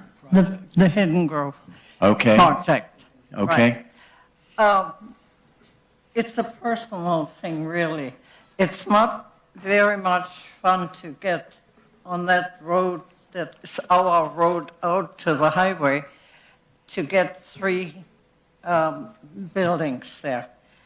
I could live with 1 extra house, but those 3 buildings plus 3 septic tanks above our property is not fun to look forward to. I'm against it, of course, but not personally, just as a project. The thing is, when we came from the peninsula, we moved up here because our son was married here and they were going to have a baby and we couldn't see them often enough. So we moved up here, which was a big move for my husband. It wasn't so bad for me. But it was very expensive at that time. It now will be, if we're lucky, it will be half of that. This is a financial thing. The other thing is also the amount of people, the stuff that's going to go on there, and business, and children, and running around, and they're going to come to us. We're already swamped with animals, but then all those children, well, I mean, if I were a small child, I would just also come in there and play, and, you know, the wood stuff, all of those are mine. But for me personally, for us, it would be an enormous financial loss. And that's only one of the objections. The other are the septic tanks, which is not something to look forward to. I don't know what the results will be, but it could be that it affects the water in our area. The idea that the property across will be picnic tables and whatnot and fun stuff for the kids.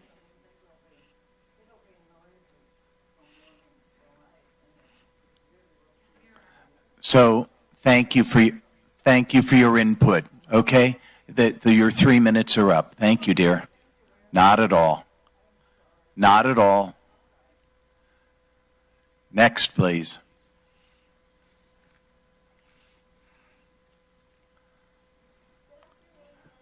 Whoops, here we go. We're good. Go ahead. Your name? Sorry.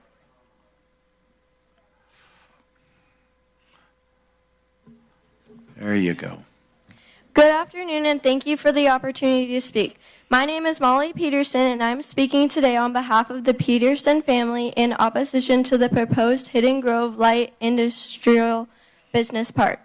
Our family has lived in Cedar Ridge area for 40 years. Over these decades, we have raised our children here, built homes and businesses here, and invested deeply in this community. Several members of our family currently live and work in Cedar Ridge area, and we collectively own parcels nearby the house of both family members and employees of our business. These opportunities were initially developed to support a quiet, rural lifestyle and a close-knit community. The introduction of a light industry business park would significantly change the character of this area and negatively impact the people who live and work here. One of our family businesses is a preschool with 2 locations in the Cedar Ridge area. Families rely on these centers every day to provide a safe and peaceful environment for their children. The proposed industrial park raises serious concerns regarding the safety of the children and parents who visit this preschool daily. Increases commercial traffic, including delivery vehicles, employee traffic, and service trucks, would create additional hazards on the roads that are already limited in capacity. One of our preschool facilities also includes an infant center located only a few parcels away from the proposed development site. Infants require a calm, quiet environment. Many babies sleep throughout the day while in care. Noise from the industry activity, construction, delivery trucks, and increased traffic would directly interfere with the peaceful settings that is essential for caring for very young children. Beyond the direct impact to our family business, we are also concerned about the strain of this project would place on local infrastructure. The Cedar Ridge area is rural by design. Our roads, utilities, and emergency services are already limited. A development of this scale would increase traffic congestions and place additional pressure on systems that were never designed to support industrial operations. Another concern is the long-term impact. The character safely of our community, Cedar Ridge and outskirts of Grass Valley, have long been quiet, family-oriented neighborhoods. Introducing an industrial-style business park into a highly residential area would eventually change the character. Thank you, Molly. Thank you. Okay. Yes, sir. Hi, my name's Chris Peterson. I'm Molly's dad. Well, you have a fine daughter. Thank you. I think this is a lovely project and park. It's just in the wrong area. It would be better suited in an area zoned and designed for it. Thank you. Thank you. Hi, I'm Mackenzie Nye. I'm Molly's cousin. I grew up here in Cedar Ridge. Cedar Ridge has always been a special place because it's small, rural, and quiet. People live here because they value the open space, the slower pace, and the sense of community that comes with a small town. It's part of what makes this area feel like home to so many of us. My roots run deep here. My grandma started her preschool and infant center in Cedar Ridge many years ago, serving families in this community and helping raise generations of local kids. My grandparents have also invested their lives here and together own multiple properties in Cedar Ridge. Our family, like many others, have built our lives around the values and character of this area. I understand that communities grow and change over time, but I do believe that the growth should be thoughtful and should reflect the character of the place where it's happening. What concerns me about this proposal is not necessarily the project itself, but the location and the scale of it. Adding multiple large buildings like this feels out of alignment with what Cedar Ridge has always been. Once developments of this size are introduced, they can permanently change the look, feel, and identity of a rural community. Many of us who live here and many who grew up here like I did chose Cedar Ridge because it isn't a dense or heavily built area. We value the quiet roads, the open land, and the rural character that makes this place different from surrounding cities. My hope is that when decisions are made about the future of Cedar Ridge, the long-term character of this community is truly considered. Growth can happen in ways that respect and preserve what makes a place unique, but I don't believe that place is here, our home. I love this town, and I simply want to see it protected in a way that keeps the Cedar Ridge we know and care about for future generations. Thank you for your time. Thank you, Mackenzie. Good afternoon. My name is Buckley Armaker. I'm a 39-year resident of Nevada County. My address is 12805 Pinecone Circle. I am a former small business owner. My wife and I started Budget Blinds here in Grass Valley. Our kids were raised here, and I know how hard it is for them to come back. One of my sons was able to take over our business when we retired, and because of that, he is able to afford a nice house here in Nevada County. But without the small business, it's extremely difficult for kids to do that nowadays. I am here to support Jerry Serino and his vision to bring young people back into Nevada County. I think they are the lifeblood of what's going to be the future in our county. This is a great opportunity to encourage generational businesses and incubate new businesses in Nevada County. The cost of housing in Nevada County has just put so many kids in a situation where they are either traveling long distances to go to work. One of my sons has to go to Roseville every day in order to be able to afford to live in Nevada County. I think this gives several of our young people an opportunity to make it back into our community, start businesses, and then maybe they could move up in affordability once they get their businesses started. Another option about this that I'm looking at is giving back to the community. There's a very small percentage of people right now who are actually doing most of the volunteer work in Nevada County. We made it explicitly clear when we sold our business to our kids that one of the things they're going to do is they are going to be involved in Nevada County, and they're going to give back to the county that gave them so much. We need these young people to be the future leaders of our community. We need them to run the nonprofits and be the ones out there volunteering. And the people that were raised in this community know how important that is. So I think just giving this opportunity to bring some people back in and give them an opportunity to start their own business in a community such as this is invaluable to Nevada County. Thank you very much for your time. Thank you, Buckley. Hello, my name is David Barb. I live in rural Nevada County up by Scotts Flat Lake, and I'm here to speak on his behalf. I completely condone what he's doing, but I wanted, before I read what I put on paper, address a lot of folks were saying that these are one-bedroom places. They're not for families. No, they're not. They're for families to get started. So someone can get a business going and be able to afford a home in our community and keep that going forward. Anyway, I just wanted to address that because it's not in my letter.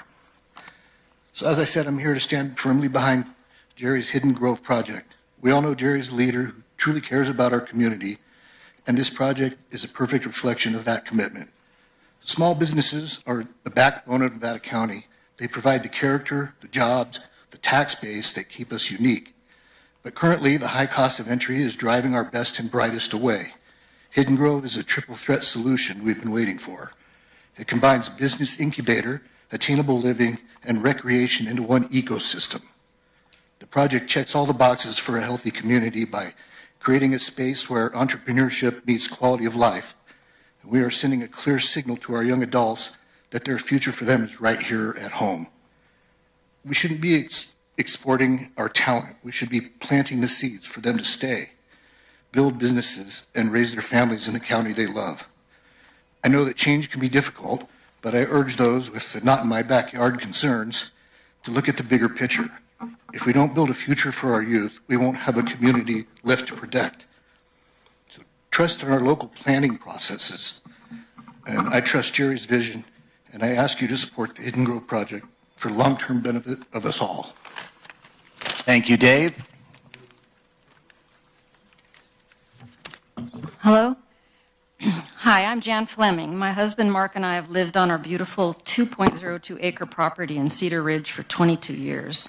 We live directly behind the empty commercial lot across the highway from the market, which is next to the post office. We bought the empty lot 2 years ago to protect our interests from any potential negative development on the lot. The proposed Hidden Grove project is the antithesis of what we feel Cedar Ridge should be and has been. Even though Jerry Serino began working on his development plan and submitted a pre-planning application 3 years ago, neither he nor the county connected with anyone in Cedar Ridge about the ideas he had in mind. 12 of us who are within 300 feet were notified only 5 or 6 weeks ago about it, and the planning department's final report, 300 plus pages, was not published until 1 week ago, Easter vacation week. This began in 2020 when someone filed a complaint about the Bloody Mary mix business, which was non-compliant. The answer appears to have been to walk them through the process of totally rezoning and dividing his 3-acre residential ag zone property and commercial, which conflicts with the general plan and the rest of our surrounding properties. We all chose to live here, many of us for decades, because we wanted the peace of living on larger parcels, yet still have access to the highway for convenience and safety in case of fire. There is only one lot between ours and the 3 proposed 2-story structures containing densely packed apartment dwellings and business rentals proposed to operate into late evening hours. Though mitigation measures have been addressed to some degree, it is the entire concept that does not fit with our small community. We can drive to Loma Rica, Whispering Pines, Idaho, Maryland, etc. if we desire the services that Jerry suggests. They're less than 2 miles away. People who own rental properties in these properly zoned districts would appreciate Mr. Serino's rent, and we residents of Cedar Ridge deserve to have our current zoning respected and preserved. We understand the need for more housing in the county, but there are better places to develop it, especially densely packed apartments. Young people growing up here need the opportunity to own small starter homes, not pay rent for an upstairs apartment that will never create equity for them. There are many other good reasons why this project should not be approved, which others have covered or will. Please say no and encourage Mr. Serino to find another property to use his plan to develop, one closer to existing business zoning or town city centers. Thank you. Thank you, Jan. Good afternoon. My name is Nancy Jeffrey, and we live in Grass Valley. My husband and I and our family have lived in many places, so we were incredibly and immensely grateful to have found this for our home 16 years ago. This beautiful community, vibrant community, and we love it. And we know somebody who loves it even more and deeper and for far longer, and that's Jerry Serino. Jerry is both a friend and a man we greatly admire. And he has passionately advocated for this community for many years, looking forward, working to continue to have this community thrive. So what better way to do that than to create a project that develops new businesses and also offers hope to these young people that they can come home and they can prosper here. They can prosper with their work, with a place to live, with their ingenuity, and certainly with a welcoming community and space. So I find this a very exciting, forward-looking project. And I like it because it's visionary and it's also inclusive. So anybody who knows the Serenos knows that what they do is always smart and it's always aesthetically pleasing. And that's what I think this project is going to do. One last comment is that I think a really critical component of this is the man behind the plan. And we know Jerry to be a man of integrity, a man of principles, and a man with high standards. And I think one of the things that really impressed me among the many things we talked about with this plan is something that I've heard about today, but that he has put an incredible amount of work into making sure that this will enhance the neighborhood and not harm it. So thank you for the time, and I respectfully ask you to support this project. Thank you, Nancy. Yes, sir. Good afternoon. My name is Ryan Serino. I'm a local. I'm Jerry's son. Obviously, I'm going to have a biased opinion here. But I'm 44 years old next month. I moved back to this town, and I'm in the age group that this gentleman spoke of earlier. I left many years ago to pursue my own economic wealth. I had an opportunity to move back here and help at the restaurant after COVID, and I took that opportunity. And there's absolutely no way I could have done that without the help and support of the small business that I'm talking about.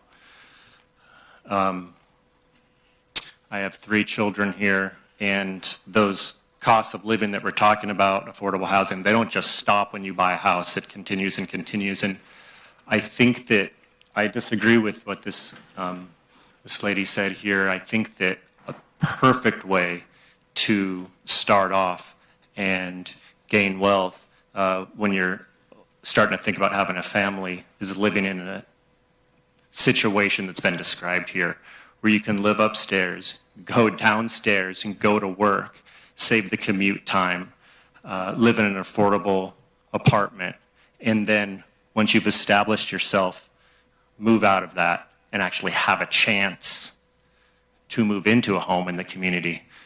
I fully support this project. And furthermore, I can absolutely attest, as manager of Sereno's at Main Street, local small business here, the amount of nonprofit donation requests that come into the restaurant. It's almost unbelievable. And I gather them up, and we get a hold of these people. I hand them to Jerry. We work through them together. It's a lot, especially for a small business. And these nonprofits are really important here, and they're absolutely propped up by small businesses.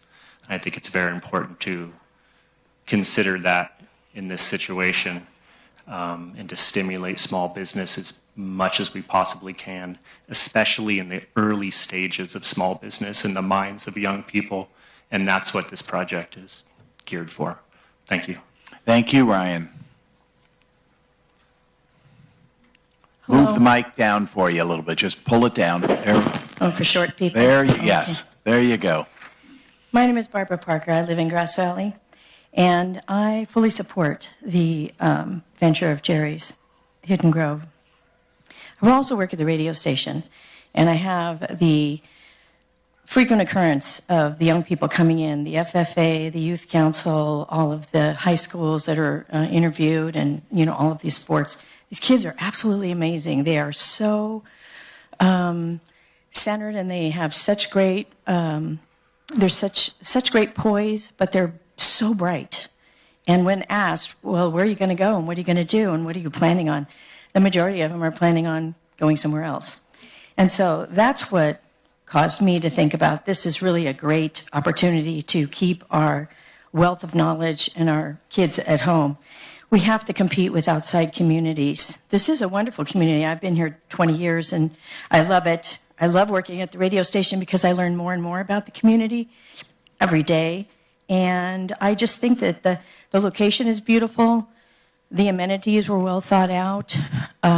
You can't really afford, I mean, I had rentals up here. People just couldn't afford to rent my rentals. So, you know, it's a basic need that people have, that it is affordable. And if you don't have to worry about childcare and commuting and the drain on your gasoline, which we all know is tremendous right now, it's really helpful to give them, like Ryan said, a leg up so that they can purchase something in the future. And then they have the support of the whole infrastructure of all of their family and this community. So I support it, and I hope that it gets a positive vote. Thank you. Thank you, Margot. Appreciate it.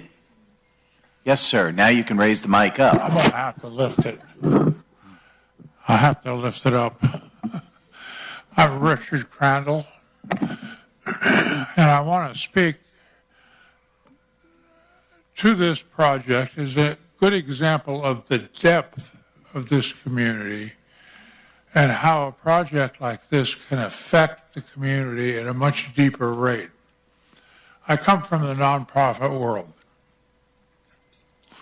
and there are 3 levels of nonprofits. One is the direct client service, where you have somebody with a disability. We have the largest population, elderly population over age 80 of any county in the state. We have agencies like the food programs, Senior Center, Sierra Services, Freed, that provide those direct services, and Nevada County has been famous for it for years. Sierra Services, as an example, is the only full-service agency for the blind and visually impaired in the nation. And these kinds of things have made this community what it is, as much as the Gold community, which again was a community that helped itself. What's coming out of that level of the program is like the Senior Center has their Firewood for Seniors program. They provided over 1,000 families with firewood this year. Sierra Services and their volunteers drove 18,500 miles taking people to doctor's appointments that had lost their vision and lost their driver's license. The other aspect of nonprofit are the things that make us a culture, our historical societies, the music in the mountains. Those kinds of organizations and the theater clubs make us the culture that we are. The third group is more lifestyle. Right now, the first 2 groups are suffering financially because people are no longer donating to those local organizations. They're donating to large corporate organizations. They're not joining organizations like Lions Clubs that support us. Nevada City Lions closed their doors this year.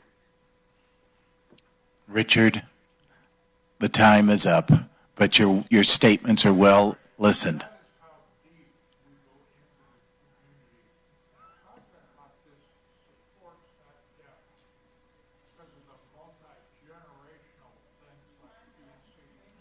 Hold on.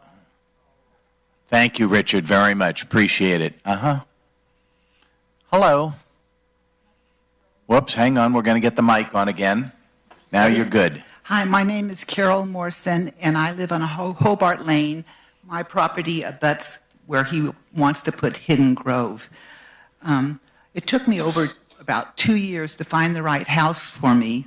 I wanted property, I wanted peacefulness, I wanted beauty, and be assured that I could continue to live there until I was ready to leave. However, when he's going to put that large property in there, we will have to move because we could not live with all the businesses and all the people and all the noise. Jerry and I have had difficulties since I moved there. He lied to me twice about our properties, and the information was in a letter that I sent to you. He also told Steve Geiger that Jerry said that he let all the neighbors know about this hidden grove and that we were in agreement. That's definitely not true. Not one of us on Hobart Lane or the person to the west knew about it. He's had violations with the planning department since 2020. I've heard that there's still 9 violations that aren't taken care of. So he's had 5.5 years to take care of it, and he hasn't done it. So what makes us think that he will follow through on anything else when he's lied before and he hasn't followed the regulations? I have a lot of concerns about the size of what he wants to put up. He's saying that he has 3.3 acres, which is true, but the buildings are all going to be on 1.5 acres. The whole 1.5 acres is going to be paved. The trees will be taken down. The business zoning allows him 5 units per acre when you get the extra 25%. But he has he has 8 units per acre. I think my opinion is I think that when him saying that this project's on 3.3 acres, he's really trying to circumvent the intention of the zoning laws. It's all just east of our Hobart Lane. Fire danger will increase. He's got the picnic area, excuse me, and obviously people from the apartments are going to come visit there, talk there, drink there, and smoke there. The septic tanks are a concern for me too. He's going to have 3 septic tanks. I read an EPA report that says that 20 to 30% of septic tanks in the United States fail. So he's got 3 of them. You've got 24 different units putting things down the pipes. It really increases the likelihood that something will happen to those septic tanks. And all of us south of... Whoops, there you go, Carol. Thank you so much. Hello. Step up to the mic there.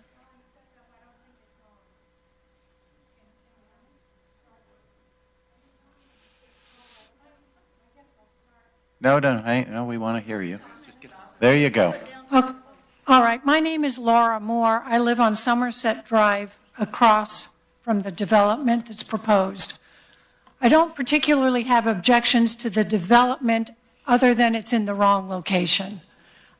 Cedar Ridge is a very quiet, calm community. I only moved here about 5 years ago, and the reason I chose this area was because it did not have a lot of development. It did not have industrial spaces, and I felt it would be an ideal place to live. I do own rental properties in Cedar Ridge, not in Cedar Ridge, excuse me, Grass Valley, Nevada City areas. To talk about an affordable apartment, 1 unit out of 15, there's no discussion of what the other rents are going to be. My guess is they'll probably be market rent.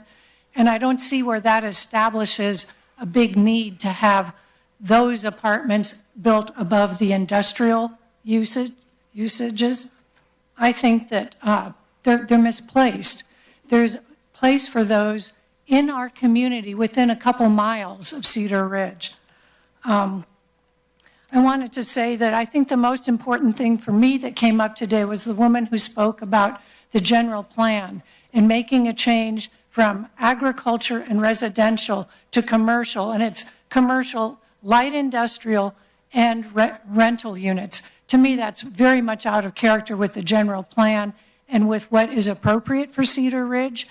The other thing I talked or heard about today was 643 nonprofits in Grass Valley and Nevada County. I had no idea there are that many, but I also don't quite get the connection between developing this property and bringing in those services. That that really didn't register with me. I think, though, that overall, the traffic will increase. There's going to be 49 parking spaces, vehicles in and out throughout the day. I picture, each unit, even though it may be one bedroom, there's probably 2 people living there, 2 cars, deliveries from Amazon, et cetera. That's a very narrow street. I've never driven down it, but I know many of the roads in this community are quite tight for traffic. Highway 174 has already got quite a bit of traffic. People do speed on that stretch, and I foresee some traffic lights coming pretty soon, especially as this is developed. So overall, I'd like to encourage you to decline this property development, and if you do approve it, I think Mr. Serino needs to really address the density. The fact that he's made no effort to mitigate it tells me that he's pretty dead set on his plan, and I hope you oppose it. Thank you. Thank you, Laura. Hi there. Hello. My name is Barbara Camarina, and I live on Somerset Drive, within spitting distance of that wonderful gas station. I've been waiting to see if anybody has asked what the evacuation time would be from Cedar Ridge right now, because I've been told it is 90 minutes. If I want to leave that spot right there and get to the fairgrounds, which is considered, I understand, to be the evacuation area, it would take 90 minutes because of the traffic. And on a personal level, I have a friend who was with Chico State, and she had the horrible job of identifying remains in a few of the wildfires. This area, 95125, 97% higher area of a wildfire than any other part of California. I don't want to add those young people that will be in Mr. Serino's housing to that amount of dead bodies. And I'm also asking that you don't vote for this just because of affordable housing. If you do vote for it, and it's because of affordable housing, make them put every single piece as affordable housing. One piece out of 15 is so hypocritical. Thank you. Thank you. So before we go to the next speaker, I just have a question. We're almost 2 hours into this, and so I want to see, are there people sitting in the audience that still intend to speak? If you could raise your hand. 1, 2, 3, 4, 5. Okay, so we'll continue through these 3 and those 5, and then we're going to take a break so everyone can find the restroom. Here we go. Yes, ma'am. Good afternoon. My name is Melinda Ruckles. I've been a registered nurse for over 50 years. I've lived in Cedar Ridge for 21 years. I live on Somerset Drive. I am a volunteer in nonprofits. I'm on the Hospice Board of Directors. They will never deny any one of you in this room, no matter what profits are going or not. I also serve on the Education Committee for the Elder Care Providers Coalition. My grandchildren and children live here. My daughter works at Happy Apple Kitchen. My granddaughter works at Happy Apple Kitchen. My other granddaughter. The point I'm trying to make is there are jobs here. They're living well. My one granddaughter works at Western Sierra Medical Clinic. My grandson is at Sierra College in the paramedic program. My other granddaughter is a phlebotomist. I am against this project. I don't think that Jerry lives on this property, so he would not be affected. I am not positive of that. I don't know, but I'm told he does not live there. I am against it because of the noise pollution, the light pollution, the traffic, and it will decrease our property value. My husband and I moved here because of the peace and the quiet, and we love it here. There's probably not 2 days that go by and we just say, gosh, we love living here. We are so blessed to live here. This sets an unacceptable precedent for the zoning of other places for industrial. Cedar Ridge is not an industrial area. It degrades the character of our community and our beloved way of living. It will worsen the evacuation route, and I am not for deforestation.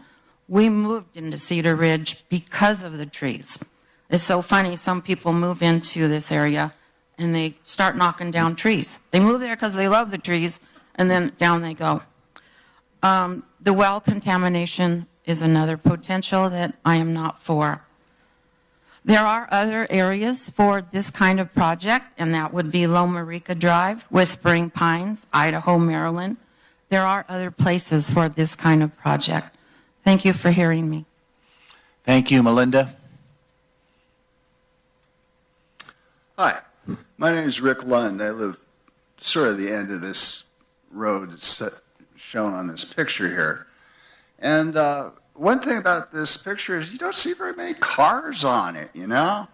And if you build all these little apartments like, could we get the picture of the project up there, possibly? Because I like to talk about the design. Because it's easy to draw little pictures, you know? No, yeah, kinda. There we go. You see all those little parking spaces, and they all go for, you're going to talk about a plumber who's going to live upstairs from his shop, you know? Geez, plumbers are make money, you know, so they're probably got a girlfriend or something, you know? They both got a couple of cars as well as his truck, and you've only got one space for all of those units, you know? And like let's make the other side a parking lot too, and you find there's still not enough room for 2 cars for each of those units. So I think if you planned a little more for cars and put a little less cute little trees in it, you might get a little more like what it's going to look like. And all of these cars, when they try to pull out on 174, I mean, I live on 174, and it takes your life into consideration if you try to walk across that street, you know, and so they're going to have to put a light, maybe 2 lights in there, you know, and once you get lights in, you know, that corner is going to get developed because there could be more gas stations. You know, the gas station in this area didn't even sell gas until a few years ago, you know, which I think you should pay attention to stuff like that. But, yeah, when I drive around here, you know, I feel really lucky to live up in the trees and all. You know, and there's not going to be many trees if you start paving for stuff like this. I think definitely try to draw, you know, 2 parking spaces for each of those units. And you find it's pretty hard to squeeze them onto a little sketch. You know, when you try to shoehorn them into a community, it's much more difficult. Anyway, good luck. Thank you, Rick. Yes, sir. My name's James Davis. I'm 69 years old, and I disagree with Jerry's plan. He didn't ask us anything on our road, and if any of you people been down that road, there is a fence on both sides, all the way down. And if he goes, he's going to tear that up, isn't he? And where are you going to get the water supply, Jerry? No one wants you to dig on their property. And what about screening people in the duplexes? There's going to be crime. There's going to be mishaps. There's going to be all kinds of crazy stuff. And no, he just wants to build his compound, and it's just going to ruin the whole thing. I lived here since '58, and I don't care for all this traffic as it is. If you ever gone in Cedar Ridge on the midday, you could see cars going through the 174 at least 50 miles per hour. And nobody, I mean, Highway Patrol comes up there to stop anybody. So if you're going to have all this traffic, you're going to have more bumper-to-bumper mishaps, and you're going to have more people complain, and you're going to be inundated with 911 calls. Thank you. Thank you, James.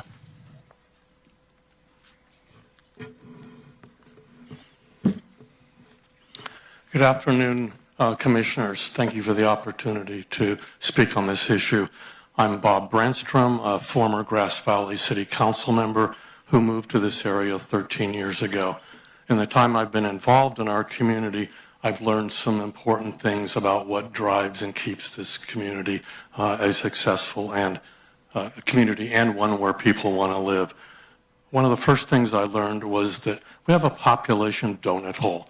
We have young people with kids, young families, and then we have old people.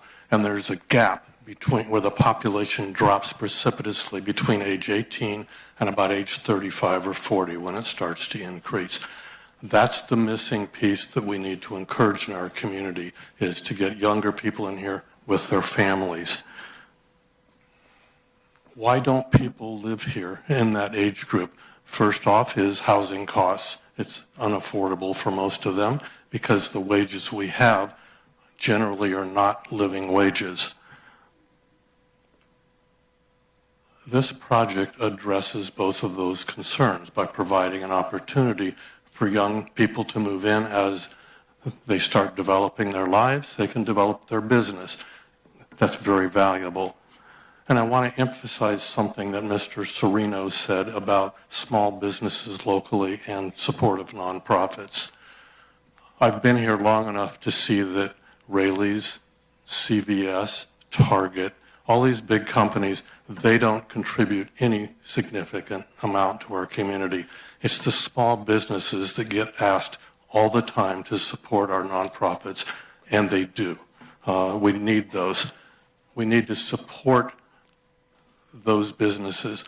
One of the concerns I have is when we do have successful businesses, eventually those businesses are often sold, and either the business is removed from the community or the ownership is moved and they no longer contribute. So we need new businesses coming in all the time to rebuild that stock. This project allows for that with the live-work situation. Regarding the general plan, I want to emphasize that it's a plan. My understanding is that this plan was originally developed, according to what I found on the internet, in 1996. That was 3 decades ago. It's reasonable to expect that things have changed in 30 years, and they have. So we do need to make changes. General plans are changed all the time. This is not new, and it's what you're being asked to do is a reasonable change to support our community. Let me make one final comment. I've often said that communities that people are willing to invest in are communities that have a future. And I'm absolutely thrilled that one of our local business people is. Thank you, Bob. Yes, sir. So, please do.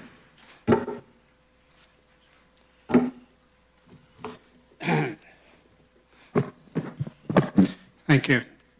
My name is Brian Beveridge, and I'm a neighbour of Jerry's. I live in Hobart Lane. We've known Jerry for 10 years. We came here because it's a lovely area. We spent 2 years before we moved to Hobart Lane in Bannermine renting. We eventually found a place because of my challenges. I got polio when I was 8 months old, 77 years ago. Ended up iron lung, 4 years in hospitals, severely disabled, leg brace, back brace, etc. After 4 years, I came out, and eventually I walk like I am after various operations. I use a wheelchair, and this house we found suited me. We made it able for me, wheelchair accessible, which I use. And unfortunately, we heard in January from a friend of Jerry's wife that we should know about this project. Jerry kept it secret all these years. I've had dealings with Jerry over the years. In fact, the last time I spoke to Jerry, he told me to go back to old country. He wasn't happy when I pulled him out and asked him why he didn't pay his share of a mulching bill for cleared up his land. We cleared it up, my partner and I paid somebody for 3 or 4 days. It was a fire risk. With Jerry's permission, of course, he didn't pay for it. I asked him to pay for the mulching. He said he would if he got some mulching. He got the mulching, then didn't pay. I met him a couple of years after that and asked him. He didn't have any answer, except he said, you should go back to your own country. In Scotland, we judge somebody by character. Jerry's a bit of a Jekyll and Hyde. as his business face, knows everybody in the area. We could find nobody to represent us because of New Jerry. Vested interests. I was stuck. I was gobsmacked. I love this place. I believe in the therapeutic value in nature. And so that's why I'm up here saying we will have to move because the house has been adapted for me. We saved an acre of wood on our property because it was getting over-vested by blackberries. We cleared that, and we've invested a lot of money in the lane, put trees in, invested property, and we'll have to leave if this goes through because I can't live there. I need the therapeutic value of the trees, nature. And so I'm sorry to say I do go against this. And I know Jerry, and you have to live with somebody to know them. Like I said, it's like David and Goliath for us, and we have no remedy but to leave. Thank you very much. Thank you, Brian.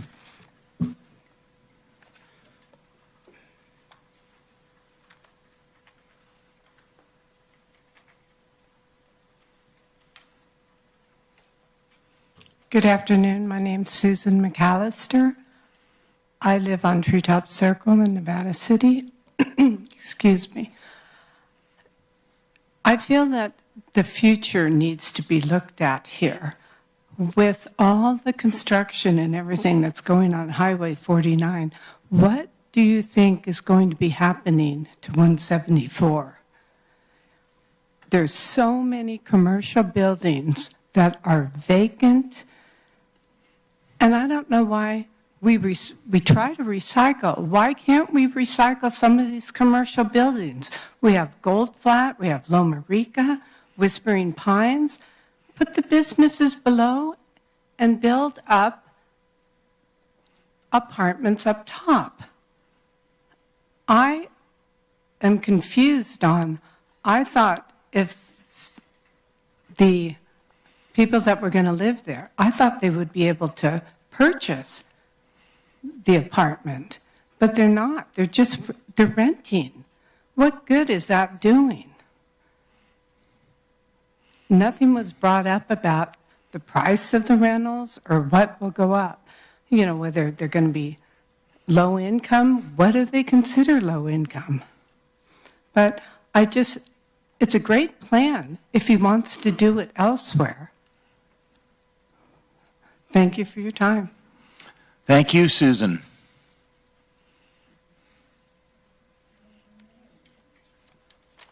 Good afternoon. My name is Stephen Jeffrey, and I'm a resident of Grass Valley. I know Jerry as a friend and as a very generous citizen. He is a remarkable asset to this county. He has voluntarily and continuously helped many in our community find housing, jobs, and security. As I understand it, Jerry's longtime vision for this project includes building a small, attractive, community-based development. It will eventually include lower-profile buildings, providing affordable housing, faculties for small businesses, and a recreation area. The project will offer opportunities and incentives for younger people to stay in the community or return here to build their futures. It will be a code-approved project, and because of that, will enhance our county's ability to attract others to build similar projects. I want to acknowledge and compliment the Planning Commission and Jerry for the commitment to bring the project to this point. Hopefully it will continue moving through the process and the construction phase will see light of day in the not too distant future. Thank you. Thank you, Steve. Is there anyone else? Yes, you, sir. Yep. If you're anyone else, please come stand up there because we're going to close this hearing soon. Yes, sir. Can I have my 5 minutes? I'm representing the Irish Acres Development Group. Okay. Thank you. Sucks to be you guys, huh? And you are, sorry. I'm John Whalen.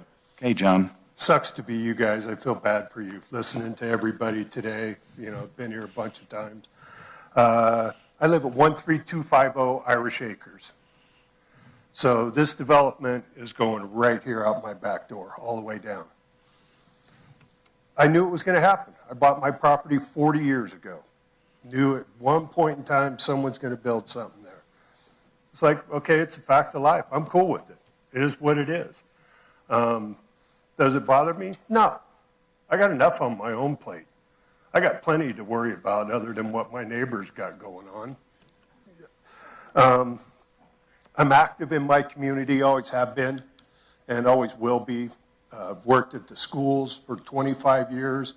I'm a small business owner, just like Jerry said, giving back all the nonprofits. It's shocking, the people that come with handouts every day. And just like the one gentleman said that you don't see corporate America, you don't see Home Depot, Lowe's, Raley's, you don't see any of the big boys. They're not giving us anything. I've been one of those guys out there when I worked at the schools begging for money for sports programs and stuff. Those people, they don't want to even give you the time of day. So, talking about the one-bedroom places, that's how I grew up. My grandma ran the toll house in Rough and Ready. My mom and dad were able to rent one of them. They had my sister. My mom was 17 years old. Next thing you know, boom, she's got another one. Probably the greatest day of her life, but 2 kids, 1-bedroom house, that's what they could afford. My dad worked out of town. How many of these other kids are doing it? My daughter moved from this town. She can make way more money working down in Chico than she can up here, and she was able to buy a house. No way she could afford to do that here. I like what the man's going to do. I've known this guy for 30-some years. He's a great guy, really cool guy. Get to know him, talk with him. I hear people talking about the traffic. It's not the people that live in Cedar Ridge that are driving fast. It's the people that are going through, going to the school or heading out, that are commuting or anything. I always like the speed bump idea. That'll slow them down, we'll be done with it. I've always believed the quality of life is what you make of it. So even if I have this big building here, it's not going to bother my quality of life. I feel bad for those people. I'm loud. I'm noisy. I work my property. I get up early. They're going to hate me. So, and the lights and all that stuff, and everyone's talking about the noise and everything. I get to hear the compressor at the gas station every night. And in the morning, I hear that sucker go off.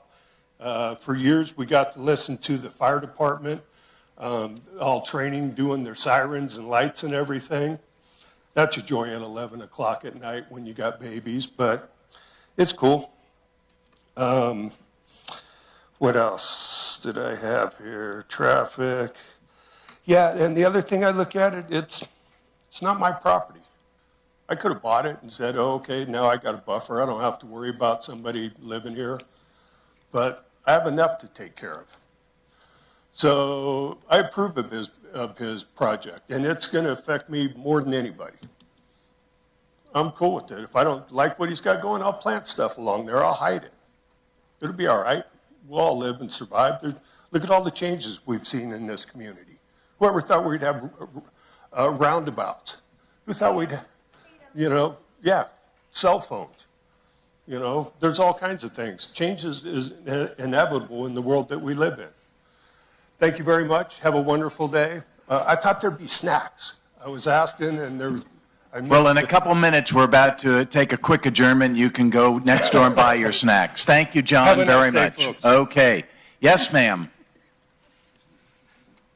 Hello. My name's Ingrid Bend. I live at 13245 Foster Road for 34 years. I worked in the medical profession, so I was able to make a good income and live here.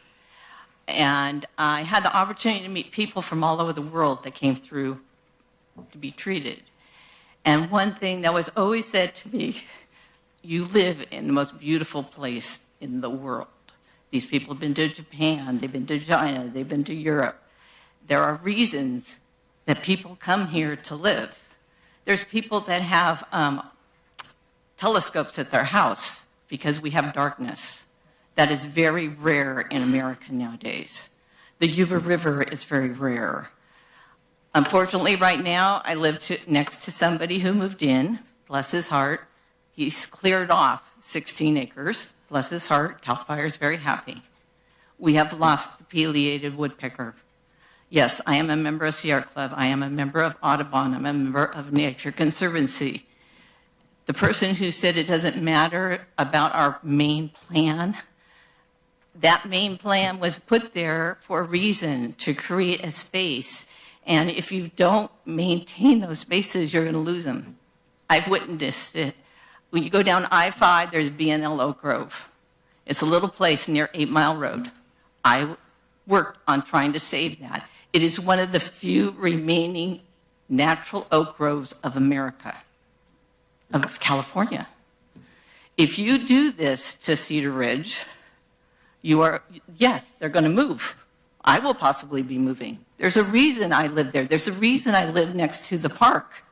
I want the bears. I want the mountain lions. I want the darkness. I want the woodpeckers. We want that. And people coming from the cities, going to our wineries, need to see that, because it's not going to be around much longer. I'm not saying his plan is bad. I'm with everybody else. Move it somewhere else. And I'm with the other woman. We have Bank of America empty. We have Rite Aid empty. You want to promote Nevada County, when I bring people in, they see that whole row on, West Main is empty. There's nobody in those buildings anymore. There's places to go that you don't have to tear apart and have more construction. I'm back with the woman who said recycle, reuse. We have buildings, we have sewers, we have the cement. Don't add more cement to the world. Thank you for your time. Thank you, Ingrid, very much. Okay. So is there any final comments from anyone who hasn't spoken at this point? Seeing no one, I'm going to close the public hearing. Can I ask one question that I don't think has been clarified? Well, yes, ma'am. Come on, ask the question. There's talk about the apartments and the businesses, and I'm not clear on whether the people who run those apartments, well, 9 of them anyway, have to have a business there. So or we'll not. find that out. I don't think that's been told. That's one of my questions. Thank you. Okay, with that, we're going to close the public hearing, and let me explain the process from now on out. At this point, we're going to take a quick 10-minute break, and after the break, we're going to come back and we're going to hear some responses to some of your questions that you raised or comments that you raised from the staff, and then the Planning Commission is going to enter into a conversation with the staff and potentially the applicant. And at that point, we're going to make some formal decision here following these discussions. So you're welcome to stay for any of it, whatever you'd like. But at this point, the public hearing is closed, and now it moves towards the discussion with the staff and the Planning Commission. So with that, it's 3:52. We'll be back here at 4 o'clock.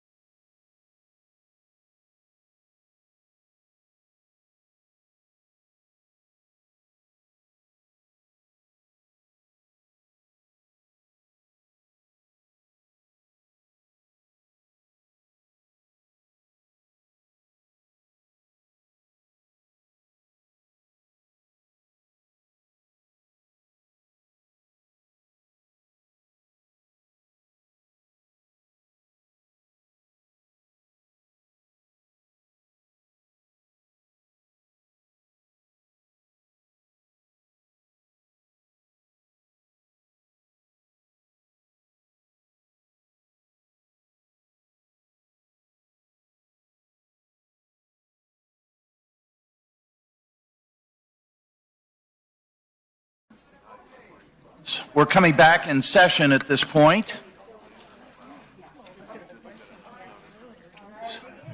So, how this proceeds is we'd like to hear from the staff any comments that they have regarding any of the public comments. So Steve, over to you. Thank you, Commissioner McAteer. So I would like to just clarify a couple of comments that were made by the public just to provide some minor correction. The comment was made that the applicant, Mr. Serino, had told me that he was going to let all neighbors know about the project.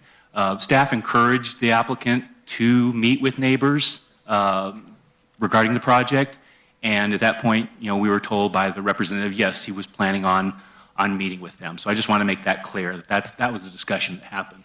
So Steve, some of the letters in here report that they didn't find out about this. So could you explain to the public who you notify? Sure. Yeah, we notified when the environmental document was completed back in February. We sent out a notice of availability, NOA, NOI, to property owners within 300 feet of the property to notify. And initially that's how most people were made aware of it. There was some frustration by a lot of neighbors saying, why are we just hearing about this now? Some frustration there. And, to be honest with you, that's our first opportunity to notice people. We tried to explain to them that this project had been incomplete for quite a long time, and we had to wait, obviously, till we had a complete project, till we had the environmental document completed. That's the first formal noticing of neighbors at that point. So, okay, thank you. Yeah, another thing just to clarify, I think there was a comment made about the general plan referencing it as agricultural or residential agricultural. Actually, the general plan itself is neighborhood, commercial, and estate, and that's being proposed to be changed to business park. Now, the zoning, there is a residential agricultural zoning on it, but just to make that clear distinction, the general plan is not an agricultural designation currently. Okay. Some comments with regard to Hobart Lane.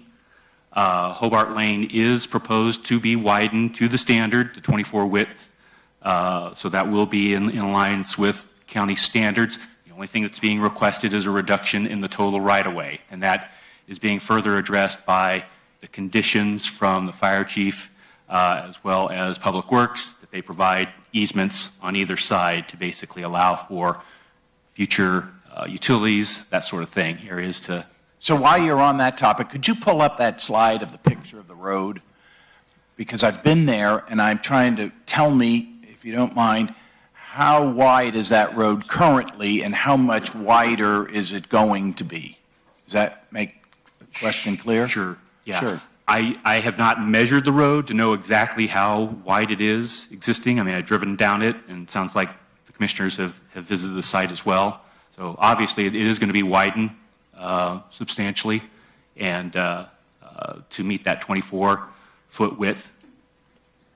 So will that mean that two cars can go on there at the same time? Yes, that will meet the standard two-lane roadway. Okay, thank you. Continue.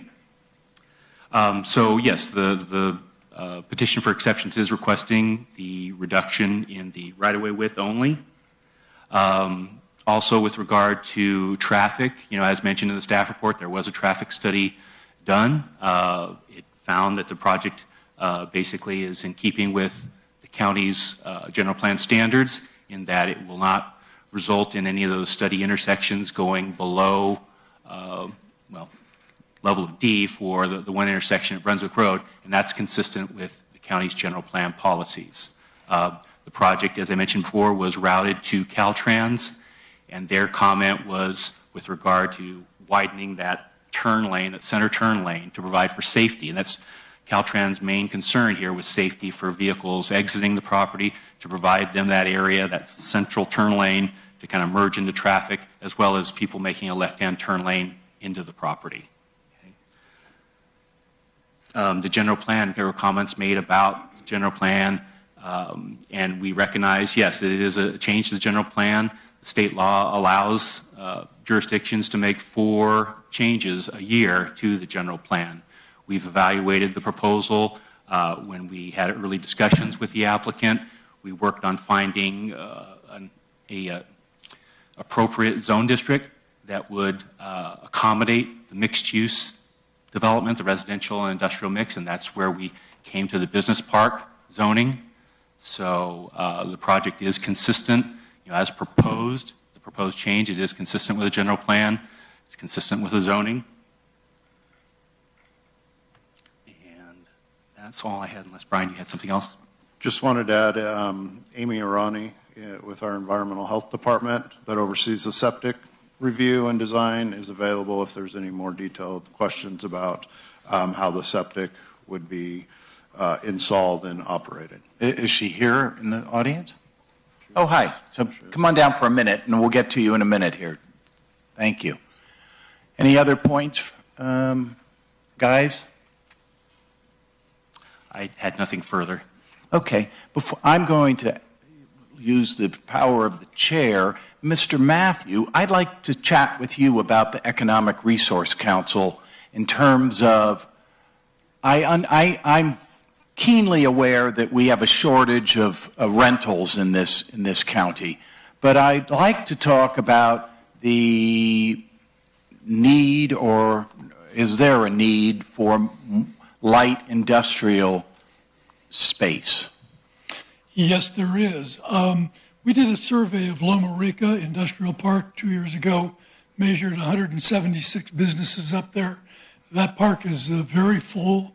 And what we discovered in that, additionally, that was of interest, is we found out that several of those units were also being used as residences, which is not permitted. I'm glad that this project would have that as a permitted product. The value of the Loma Rica project is also the cost. Right across Brunswick is Whispering Pines, a much more expensive area. Looks nicer, but much more expensive. So if you want to build businesses out of the ground, you're going to have facilities that are affordable for a new business. You can't have $2 a square foot for a new business. You need to be down in the $1 a square foot range.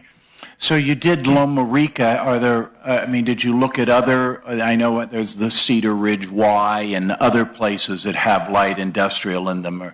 Do you have any thoughts on those places? We also did a survey of Whispering Pines, all of the facilities in Whispering Pines. But that is a much higher grade property there. We did not do a Cedar Ridge, we did not do Gold Flat, and we did not do Streeter Road. Okay. Which would be comparable. Good. Thank you. Thank you very much, Gil. Appreciate that. Okay. Now let's turn to some commissioners to see if what we're interested in chatting about. So, Commissioner Foley. I guess one question would be, as proposed, this is a multi-phase project, and I'm curious if there's some kind of time frame that the applicant is committed to, or at least anticipate the time frame that it would take to complete such a project, if approved. Thank you for your question, Commissioner Foley. As the conditions of approval are written, the project would be subject to a 3-year expiration date and allowed 2 more 2-year extensions for a total of 7 years. As far as the personal timeline commitments, I'll let the applicant speak to that. As far as the personal timeline, the first phase is the Bloody Mary build-out. And then the next phase, obviously, would be the continuation of putting in the facilities of the infrastructure that would support the 3 buildings. But it is, as you have heard, these are 3 independent parcels. These are 3 independent parcels, and that would allow for independence in financing as well for this build-out. So I can't give you, if COVID's taught me one thing, you can only look into the future so far. Great, thank you. And then, obviously, we've heard a lot of public comment about concern about the light industrial area. and county staff has identified, as we discussed earlier, certain types of businesses that would require a higher level of administration from the county. Is that something that you would be open to for other types of businesses to go in there as a way to appease the neighborhood as a mitigation measure? From the very beginning, the consideration of our neighbors was built into this program. We can look at that, the way that the buildings are faced, the way that we've done so many different mitigations to try and make this a model that can go into other neighborhoods and operate without interfering with their neighbors. That was the intent of this project. We have only 9 industrial units there. And I thought it was very fair of the county staff to require any business that may be in a position to conflict with noise or hours of all of the restrictions, to request that they administratively have power over that. And I think that's a fair thing to do. It protects the neighbors as well. But as Theodore has said, this has to be a project to where those industrial, if you will, and they're not all industrial. They don't all have to be. It's going to probably be a mix, And so that has to conform with the residents living upstairs. And not all, to answer Terry's, I believe, concern, and certainly one of the speakers, not all of the residents here have or are required to have have a commercial space downstairs, because we, in conforming and trying to take care of our neighbors, the neighbor to the east, John Whalen, that spoke earlier, he's the most impacted. He's in favor of the project. However, before even speaking to John, when we finally had an approved project, we made that side of all 3 buildings residential. So it would be more. We would be able to take care of his neighbors, our neighbor to the east, as far as sound potential is concerned. We know that the residential would be quieter. So we reduced the amount of commercial space to appease that before we ever had a project. And I'd like to say one other thing. And I thank Mr. Geiger for stating this. To be able to speak to that bothered me the most, the non-transparency that it appears of this project. And if I was a neighbor, I'd be quite concerned too. But we didn't have a complete project. This project went through a lot of transition to acquire a final product, and to alert the neighbors of an uncompleted project would not be in the best interest of anyone, the project or the neighbors. So it was. Okay. Thank you. So it was just recently that we had a completed project stamped from the planning department with a letter of completeness. So, Mr. Serino, Yes, you noted, and I want to make it clear, that in order to rent one of the light industrial units has no bearing on whether you're a renter in the building and vice versa. Is that correct? Correct. Correct. It does. We want the resident there to have a space downstairs. Yes, Right. That's the concept. But I've got 15. It doesn't mathematically. It doesn't work out. Right. So there's no contingency that says in order to rent a business downstairs, you have to live in our facility. Correct. Okay. Thank you. John, okay? Joe. Since we were on this slide, maybe I can ask Dan Collins to clarify some of the exceptions to road standards and the considerations that went into that application.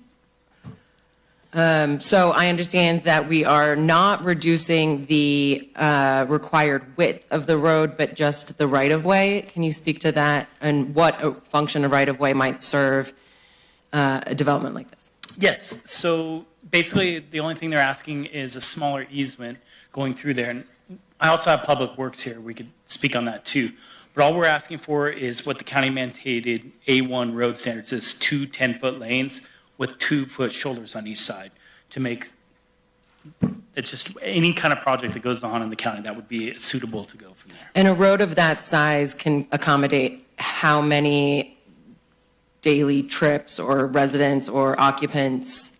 I would address up that to to Public Works. That would be more his specialty. But it facilitates the evacuation and people coming in and going out is Right. what we're trying to alleviate on the evacuation side of it. Great. Kid Immel, Public Works. The road standard that they're conforming to, I believe, goes up to 400 vehicles per day.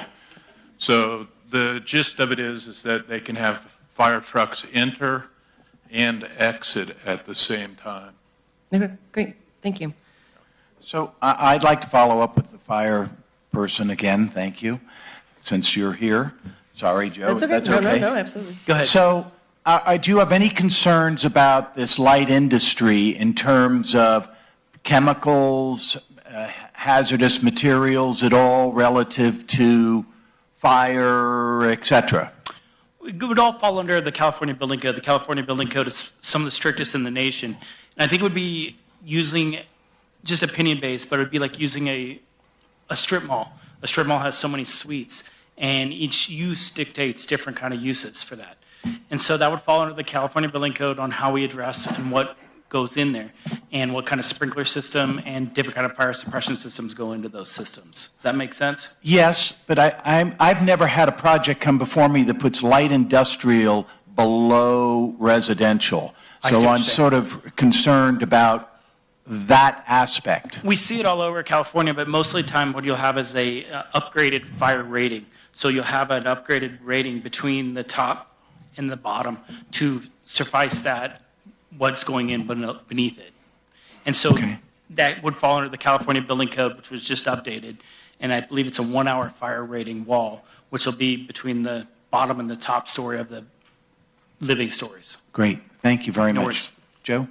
Yeah, maybe we can speak to that light industrial use further. In the adjacent businesses along Highway 174, what would, say, a gas station be considered in its use? Would that be light industrial, or is that heavier industrial use? That would be considered more commercial. Commercial. Mm-hmm. So can we bring up the slide again for the light industrial uses? Because I think that there's some confusion around what, it seems quite limited as to what that can entail. Is that correct? So office, I was wondering if offices were included in that. Okay. So talk about going from industrial uses you're looking Sure, here. yeah. Let's go down there and tell me what in your view, Steve, and what do you feel is applicable there? What does a temporary commercial use entail? Temporary commercial use is, what we've seen that used before is like a Christmas tree farm, tire chain installation. It's not used very often, but that's kind of some of the definitions of it in our zoning ordinance. When the sound study was done, what considerations were taken into account for potential noise producing equipment and, yes, noise producing equipment? Sure, yeah. Mm-hmm. Thank you for the question, Commissioner Garst. The assumption that we were under with all of the technical studies, including the noise, was to evaluate it on the most intense thing that is being proposed and the most intense use that would be allowable with the base zoning district for Nevada County. So whatever the planning department may be able to weigh in on what they consider to be the most intensive allowable industrial use is what the noise consultants used for their studies. Okay, thank you.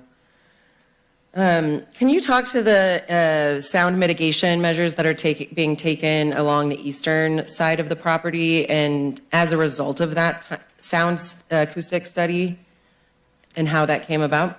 Sure. Yeah, I think it may be useful to pull up the noise study. Does planning staff have that available?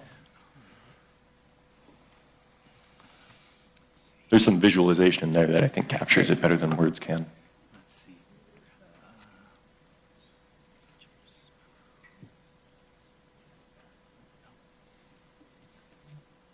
If you go back up to USB-D. Ah, okay.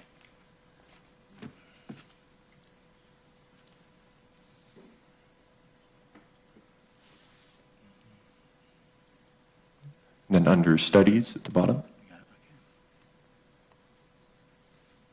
And then the noise analysis, yeah, should be in there. And if you can go to page 29 of the noise study.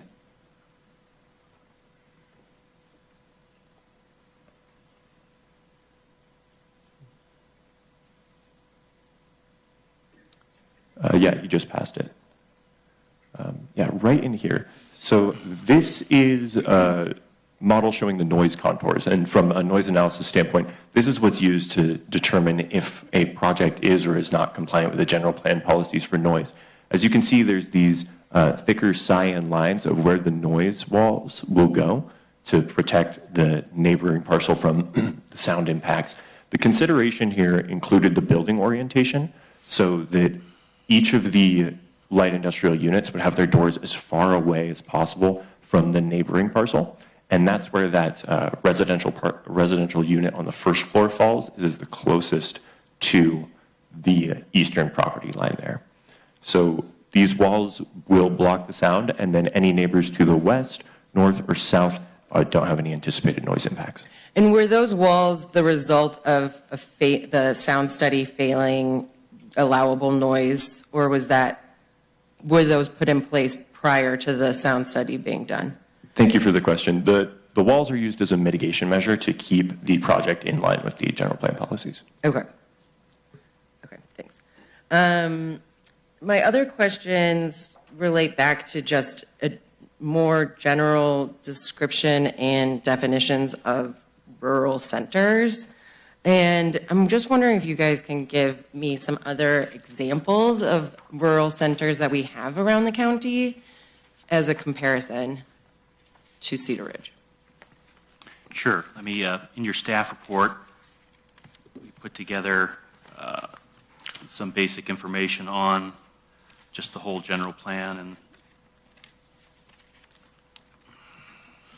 And North San Juan is kind of, it's a little bit larger but similar. That would be considered, that's identified as a rural center. Mm-hmm.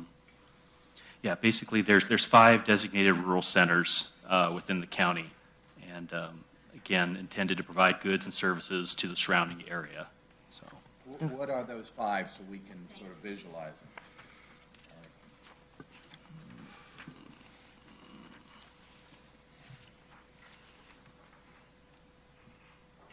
They're listed.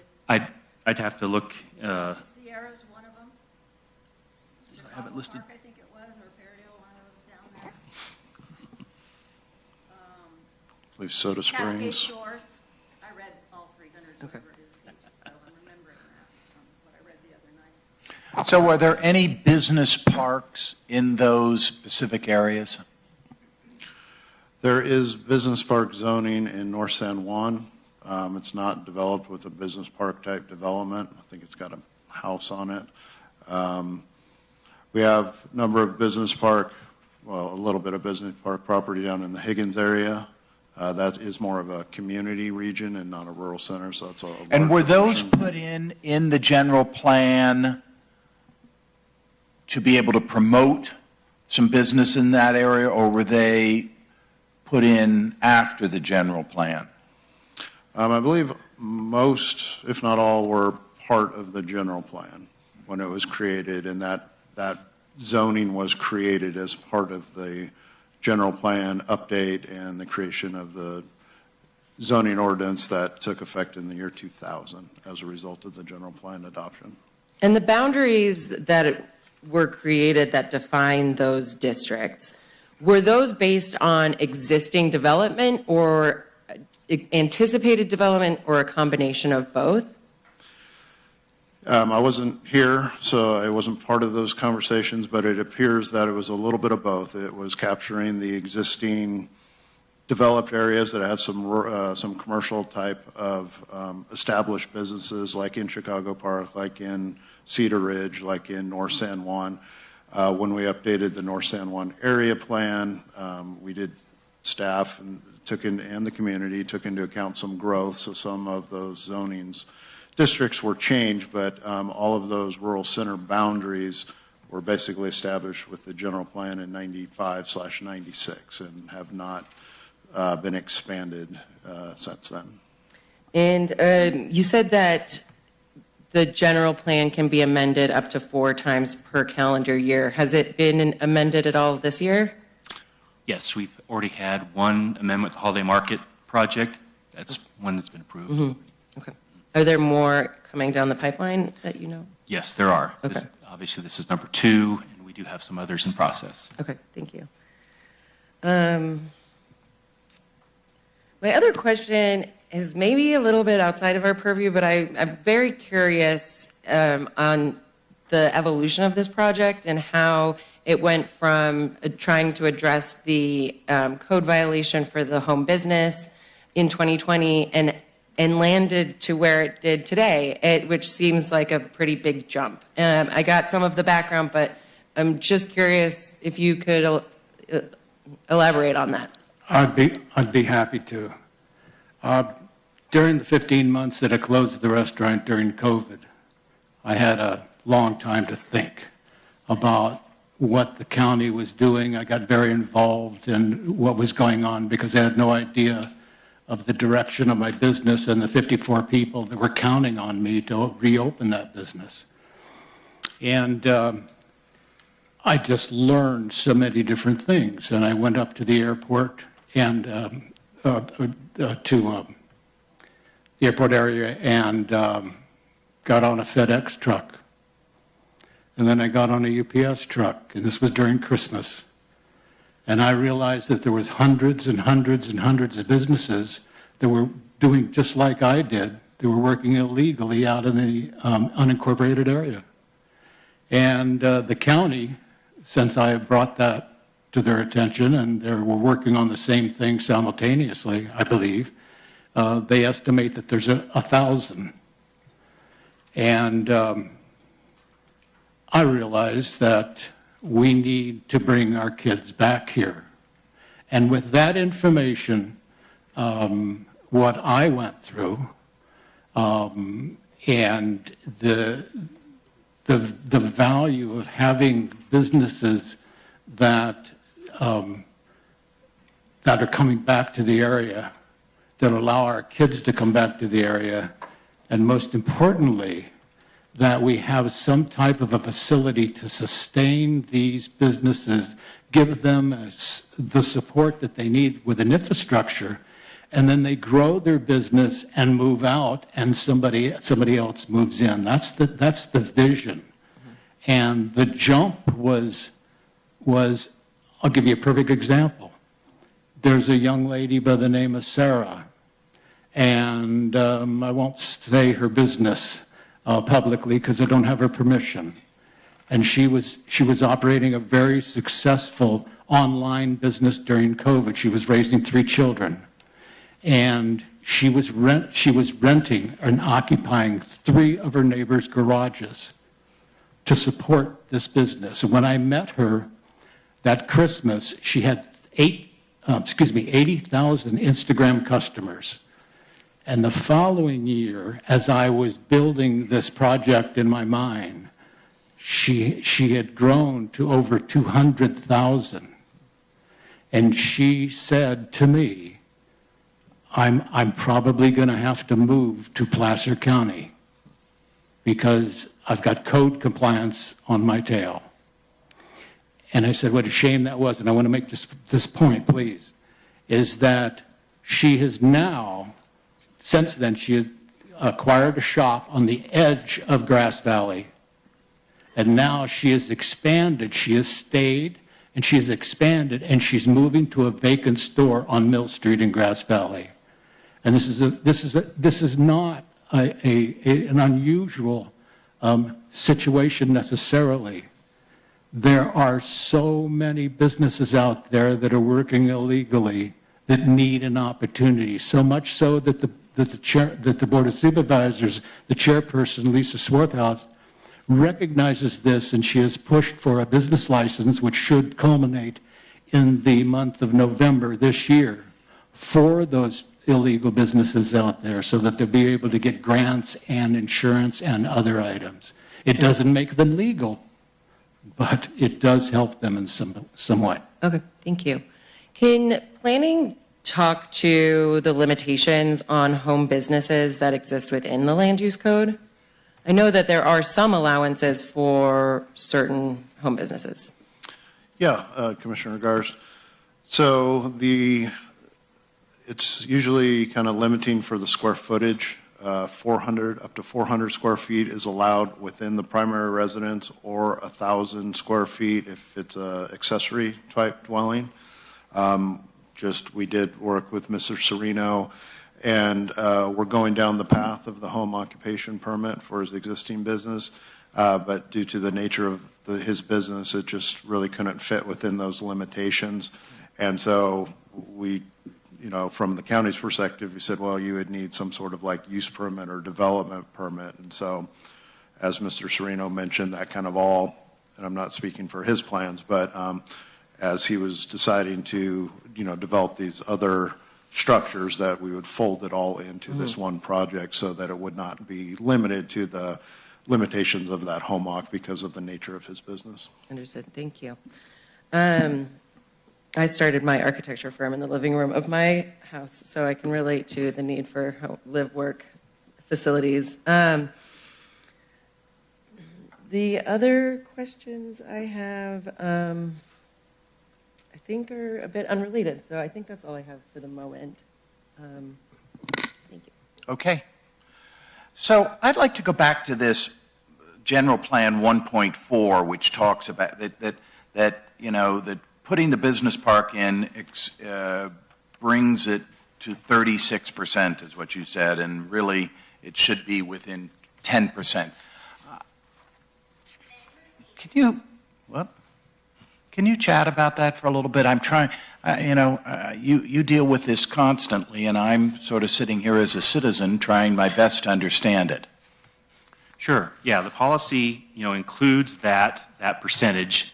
Obviously, when it was envisioned that would be an appropriate percentage to allow for a business park within rural centers. But that policy does also include the comment that, based on the nature of that rural center, what it's serving, that percentage can be above that. So. And your department said, I guess that's okay. Is that? I'm trying to understand how the process of your thinking about this, because you've given Mr. Serino these bonus densities and everything else. So I'm just trying to understand the process of how you come to saying, well, that's okay. Yeah, clearly the project, we felt being the mixed-use project, it meets our standards. He's provided, a project that meets our development standards. It meets the general plan policies, we believe. That percentage, obviously, that is something that is for the decision makers, yourselves, to weigh in lieu or in with the comments that are provided today from the public, is you take that into consideration and determine, is it appropriate to go above 10% for this area? Okay. So we haven't talked about the Bloody Mary mix at all here today. So I'm interested in, I know Mr. Sereno has a few, if I'm correct in remembering, 3 shipping containers.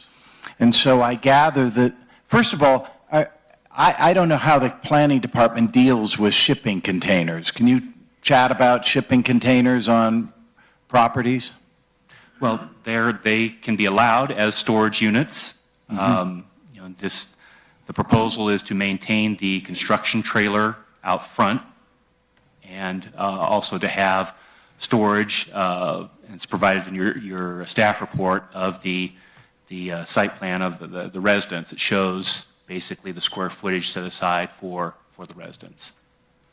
So it's okay to put 3, I guess. 3. I mean, I don't know. Is there an amount that? I don't believe. I thought it was 1. I don't believe. Maybe Theo can correct me if you're planning on maintaining these or. Yeah, happy to jump in on that. So I think it's important to distinguish what the storage containers are intended to be used for and the Bloody Mary mix. The Bloody Mary mix operations are intended to be conducted in the portable storage or the portable building that's located in the front yard, and then 2 sheds, one that is existing and another will be extended off of the house. The intention for the shipping containers is exclusively as storage for maintenance equipment of the development. So the place to store tools, any kind of landscaping supplies, things of that nature, to have a small maintenance yard so that there can be hands-on daily maintenance of Hidden Grove in its entirety. Yes. So again, my question is, how many storage containers can you put on a property? I haven't seen a explicit line of that in the development code. I would have to leave that to There's staff. 2 different types of permits, I think, that apply here. One is an ag exempt permit, which would, an ag exempt, agricultural exempt permit, which would allow for 1 shipping container per 10 acres per 5 acres of a parcel for residential use. But these would fall under probably a building permit, which would allow for up to your allowable density for a property, presumably. That is my understanding, is that they would be a part of the development permit for the project. Right. So, Brian, you're nodding. That's correct. We do have some limitations for like residential and agriculture properties, and it kind of depends on the purpose of the storage containers, but in a commercial zone or a business park zone, as long as they're permitted as part of the overall development with building permits, then we don't have a limitation. We do have building coverage limitations, but not types of structures restrictions. And I'm just not aware of, are there places in the county that have residential units above light industrial units? You're nodding, Joe, so help me out. personally worked on projects that do that. In the cases that I've worked on them, it's been in cannabis, light industrial processing, being converted on maybe say a garage under an existing residence is certainly something that exists, and it can be found, in other areas, historic downtowns. There's a lot of commercial spaces below. Well, I understand commercial. Yeah. I understand commercial, but I'm referring to, a roll-up door that has, flammable equipment in there, et cetera. Sure. So that's what I'm issued. There are examples in the county. Yeah. Yes. I can't think of a large one development that comes to mind immediately. We do have a lot of, like Commissioner Garst was mentioning, a lot of ADUs that are above garages that are used for various agriculture and cannabis-related activities that involve, processing and chemical use and those types of things. Okay. Thank you. Can I chat with you for a second? Thank you. So my question is, that's a lot of effluent moving into those across the street there. This is your business. Any concerns that you have regarding not just human waste, but industrial waste, we'll call it? Thank you, Commissioner Amy Irani Leverton. I am the Environmental Health Department representative for you. And we did look, when this project went into play, we recognized as a phased approach, there would be 3 different systems, which we would call cluster systems, that would service each of the buildings. One of the caveats to the application, whether your commission approves and it moves forward to the board, is that we would have a complete review by a design consultant that would implement what kinds of wastes are coming from the light industrial use facilities. It's my understanding that these types of waste would not be akin to commercial waste. When you think about, an automotive repair shop, those kinds of things would not go in, as well as food, a restaurant or that kind of operation. Those would severely impact. Because everyone around there is in a using a well. Correct. So, I mean, they're obviously very concerned about so many units affecting their well water. Any concerns from your point of view regarding that? Thank you, Commissioner. Great question. No, as these systems will be designed, like we do have several communities that have cluster systems that are set up that are also on wells, like the Ananda Community Village. There's a couple of other examples out there. And these systems are designed with ample area set with appropriate setbacks to allow for the proper treatment of the effluent. Now, with newer treatments, there are systems that can go in that provide a pre-treatment of the wastewater before it heads out to the dispersal area, which essentially helps to enhance preventing any pathogens or pollution that folks might be concerned of getting into the groundwater. Great. Thank you very much. Absolutely. Quick Joe? question to follow up. Is there any additional monitoring of these systems given the size and number of facilities on a single system? No, that's a great question, Commissioner. Thank you. Yes, each of the systems will be required to have an annual maintenance and monitoring contract with a certified service provider.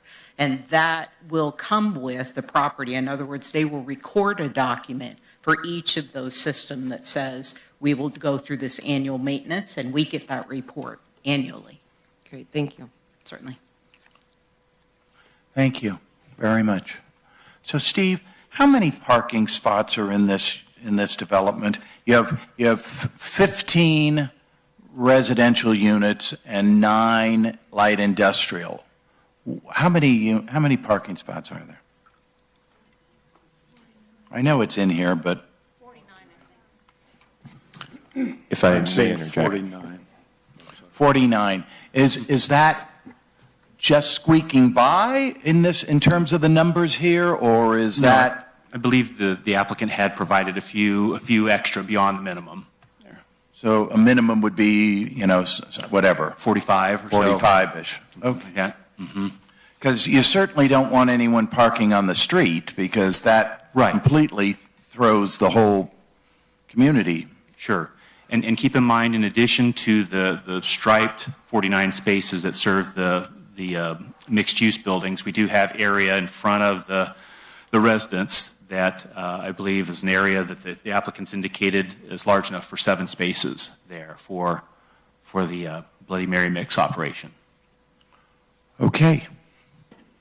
I Go had ahead, one Joe. more that I missed. Talking about the very low income exceptions or bonus densities, can you explain those regulations? So for one unit, they are allowed to expand their density by up to 25%.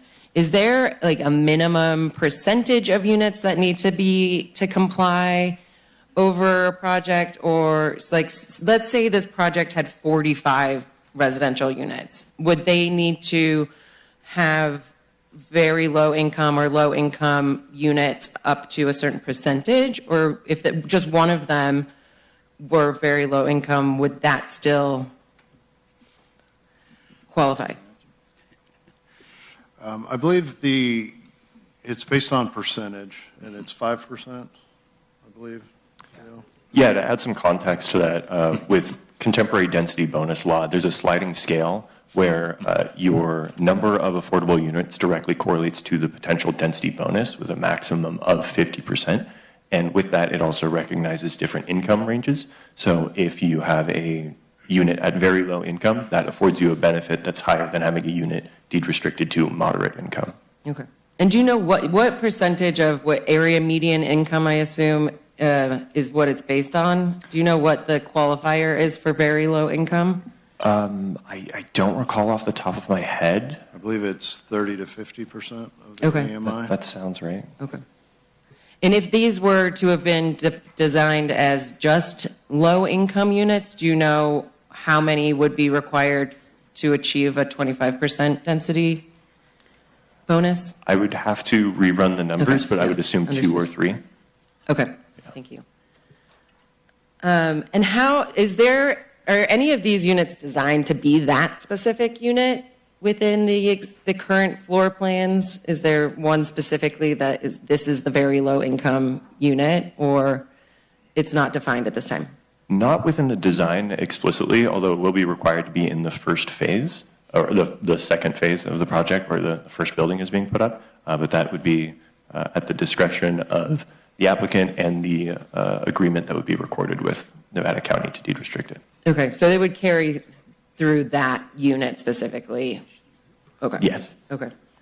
And who monitors that? Who's the monitoring body for that? My understanding is that it is a contract that is held between the applicant and the County of Nevada. I haven't had the pleasure to work through one yet, but my understanding is that it's a lease agreement that's recorded and goes with the land. As far as monitoring, staff may be able to speak to that. Yeah, I believe it's a 55-year restriction, so it's kind of a deed restriction as well. And then we would look for income qualifying, and then to ensure that the tenant is meeting the income qualification limits. And then there'd be periodic check-ins to ensure that the tenant in place is still meeting that income restriction. Okay, thank you. John, anything else? I mean, I understand the concerns, I mean, and they're valid, all the public comment.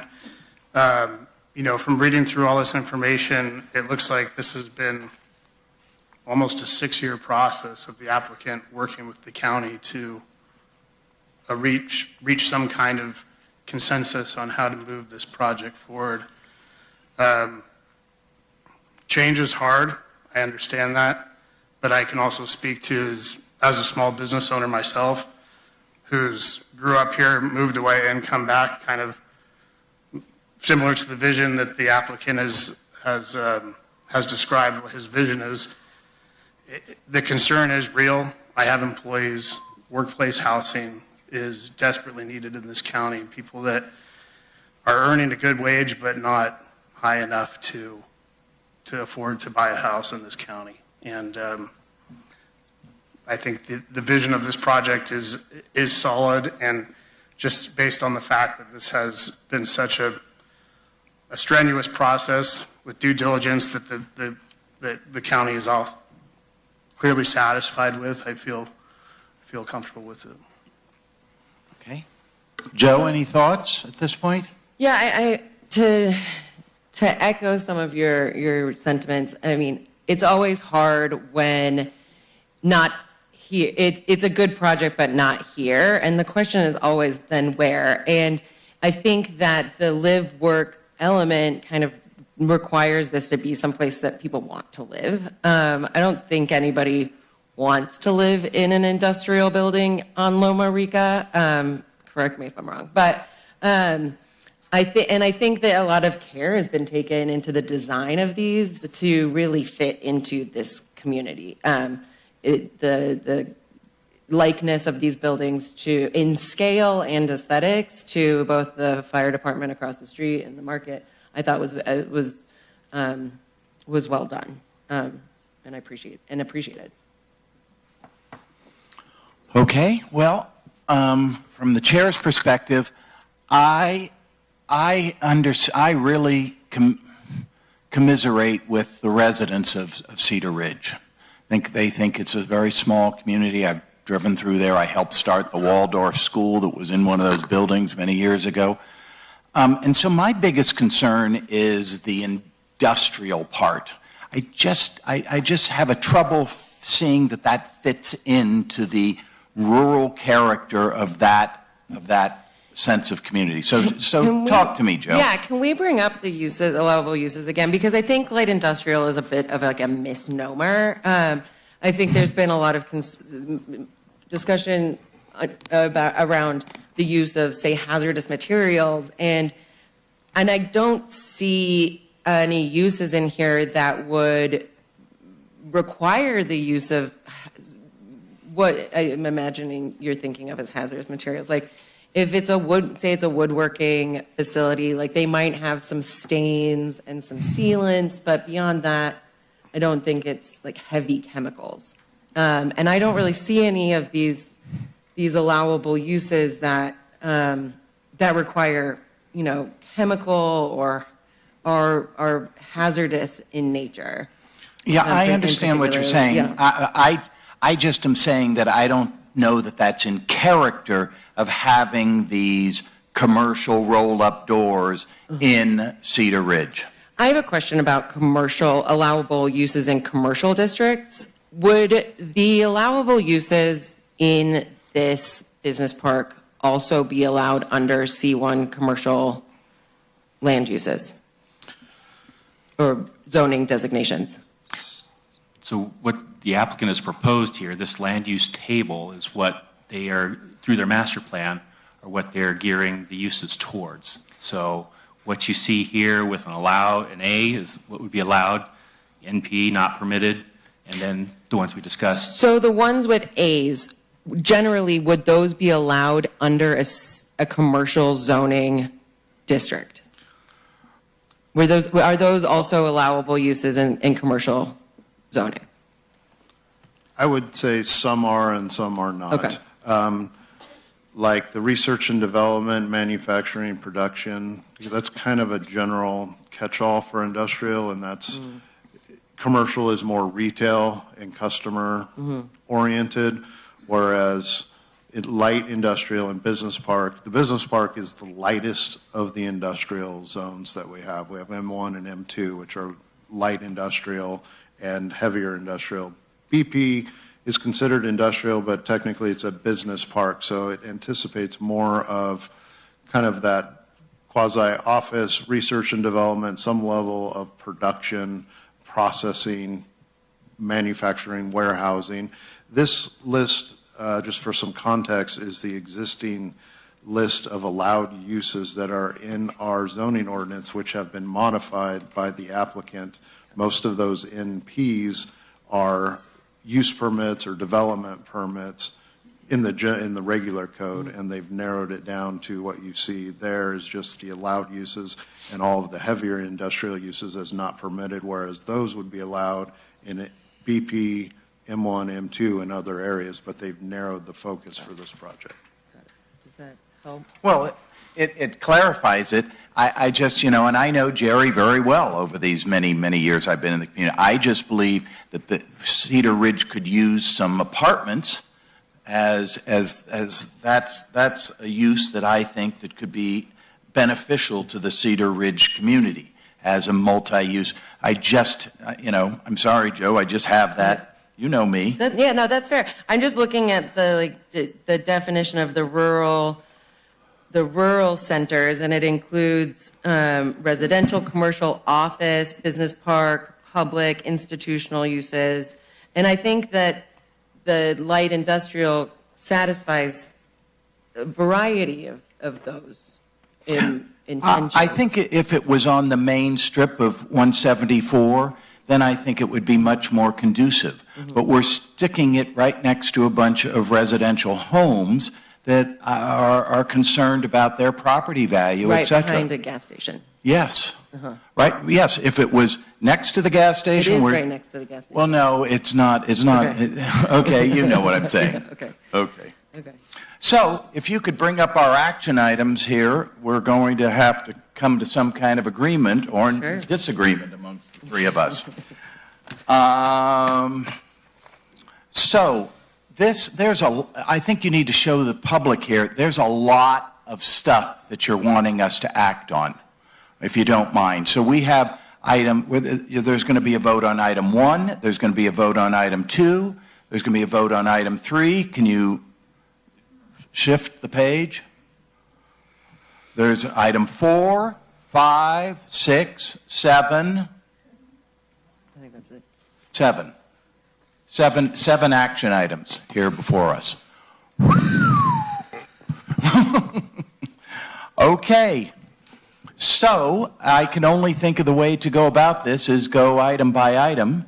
And even though this is in my district, I think we need to, and we're missing 2 commissioners, it'd be nice if we can have some consensus, and if not, that's okay too. Okay? Are you okay with going one by one? Yeah, absolutely. John? Okay.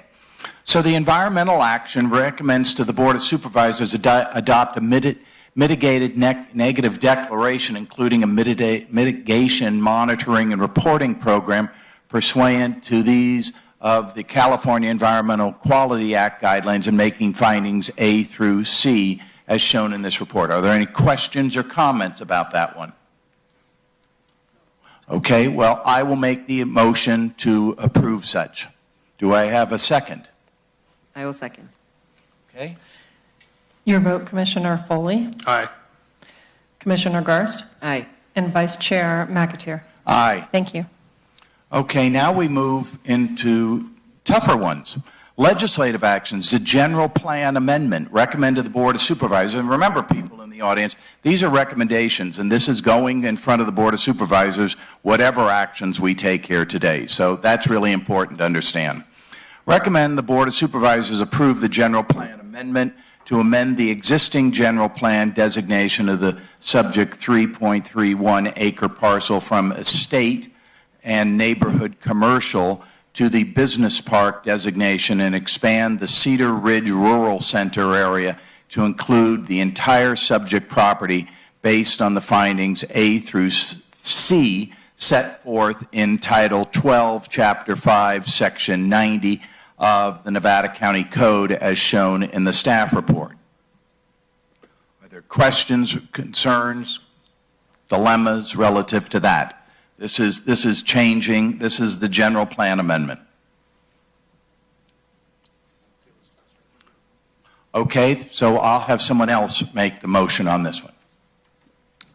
I will make the motion to recommend the Board of Supervisors approve the general plan amendment GPA 24-0001 to amend the existing general plan designation of the subject 3.31 acre parcel from estate and neighborhood commercial to the business park designation and expand the Cedar Ridge Rural Center area to include the entire subject property based on findings A through C set forth in Title 12, Chapter 5, Section 090 of the Nevada County Code as shown in the staff report. So, I'll second. Commissioner Foley, Aye. Commissioner Garst, Aye. Vice Chair McAteer. no. Thank you. That passes. Moving on to item 3, zoning district amendment. Recommend the Board of Supervisors approve the zoning district map amendment to district map number 53 to amend the existing split zoning of neighborhood commercial and residential agricultural to business park site performance combining based on the findings A through C set forth in Title 12, Chapter 5, Section 90 of the Nevada County Code as shown in the staff report. Can you just tell me what's the difference is, one, changing the general plan, and number 2 is changing the zoning for such. Is that correct? Yes, that's correct. Okay. I make a motion to recommend the Board of Supervisors approve the zoning district map amendment RZN 24-0001 to district map number 53 to amend the existing split zoning of neighborhood commercial C1 and residential agriculture RA3 to business park site performance combining BPSP based on the findings A through C set forth in Title 12, Chapter 5, Section 090 of the Nevada County Code as shown in the staff report. I'll second. Commissioner Foley, Aye. Commissioner Garst, Aye. and Vice Chair McAteer. No. Thank you. Now we move on to item 4.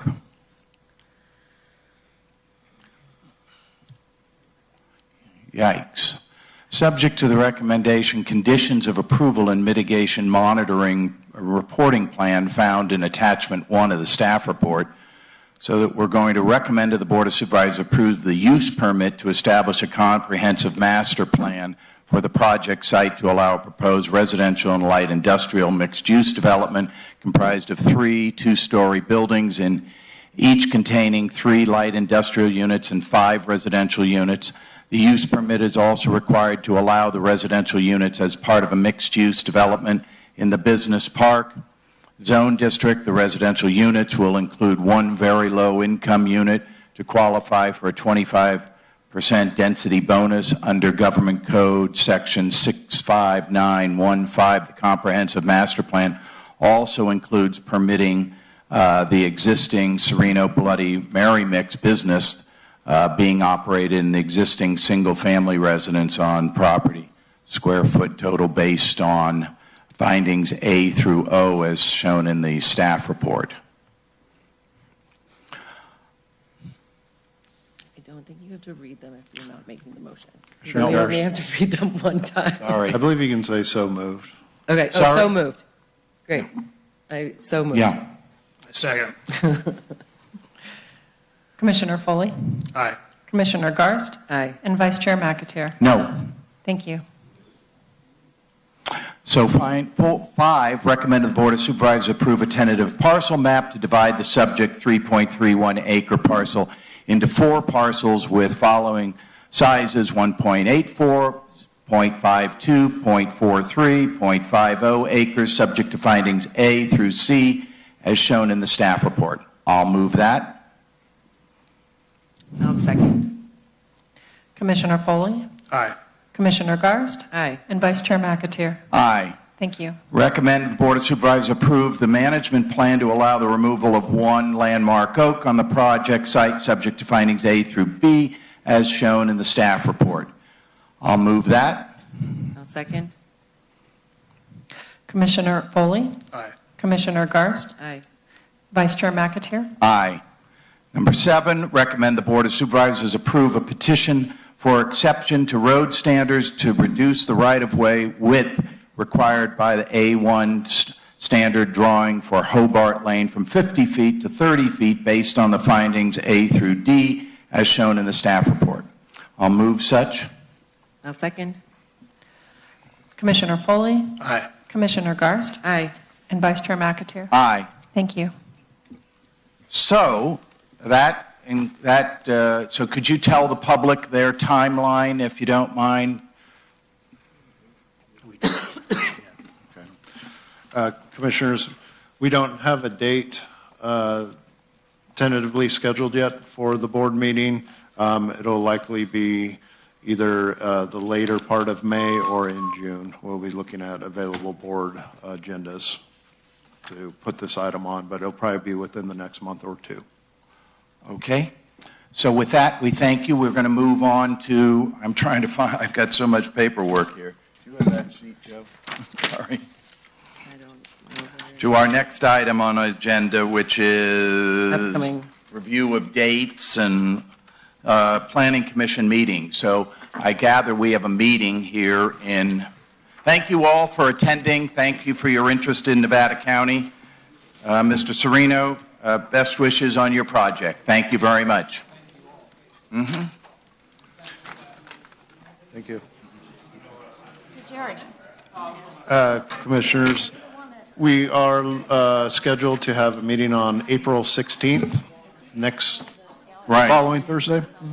Now, I And- saw that, I got this notice that it's 1:50, but it's really 1:30. Is that correct?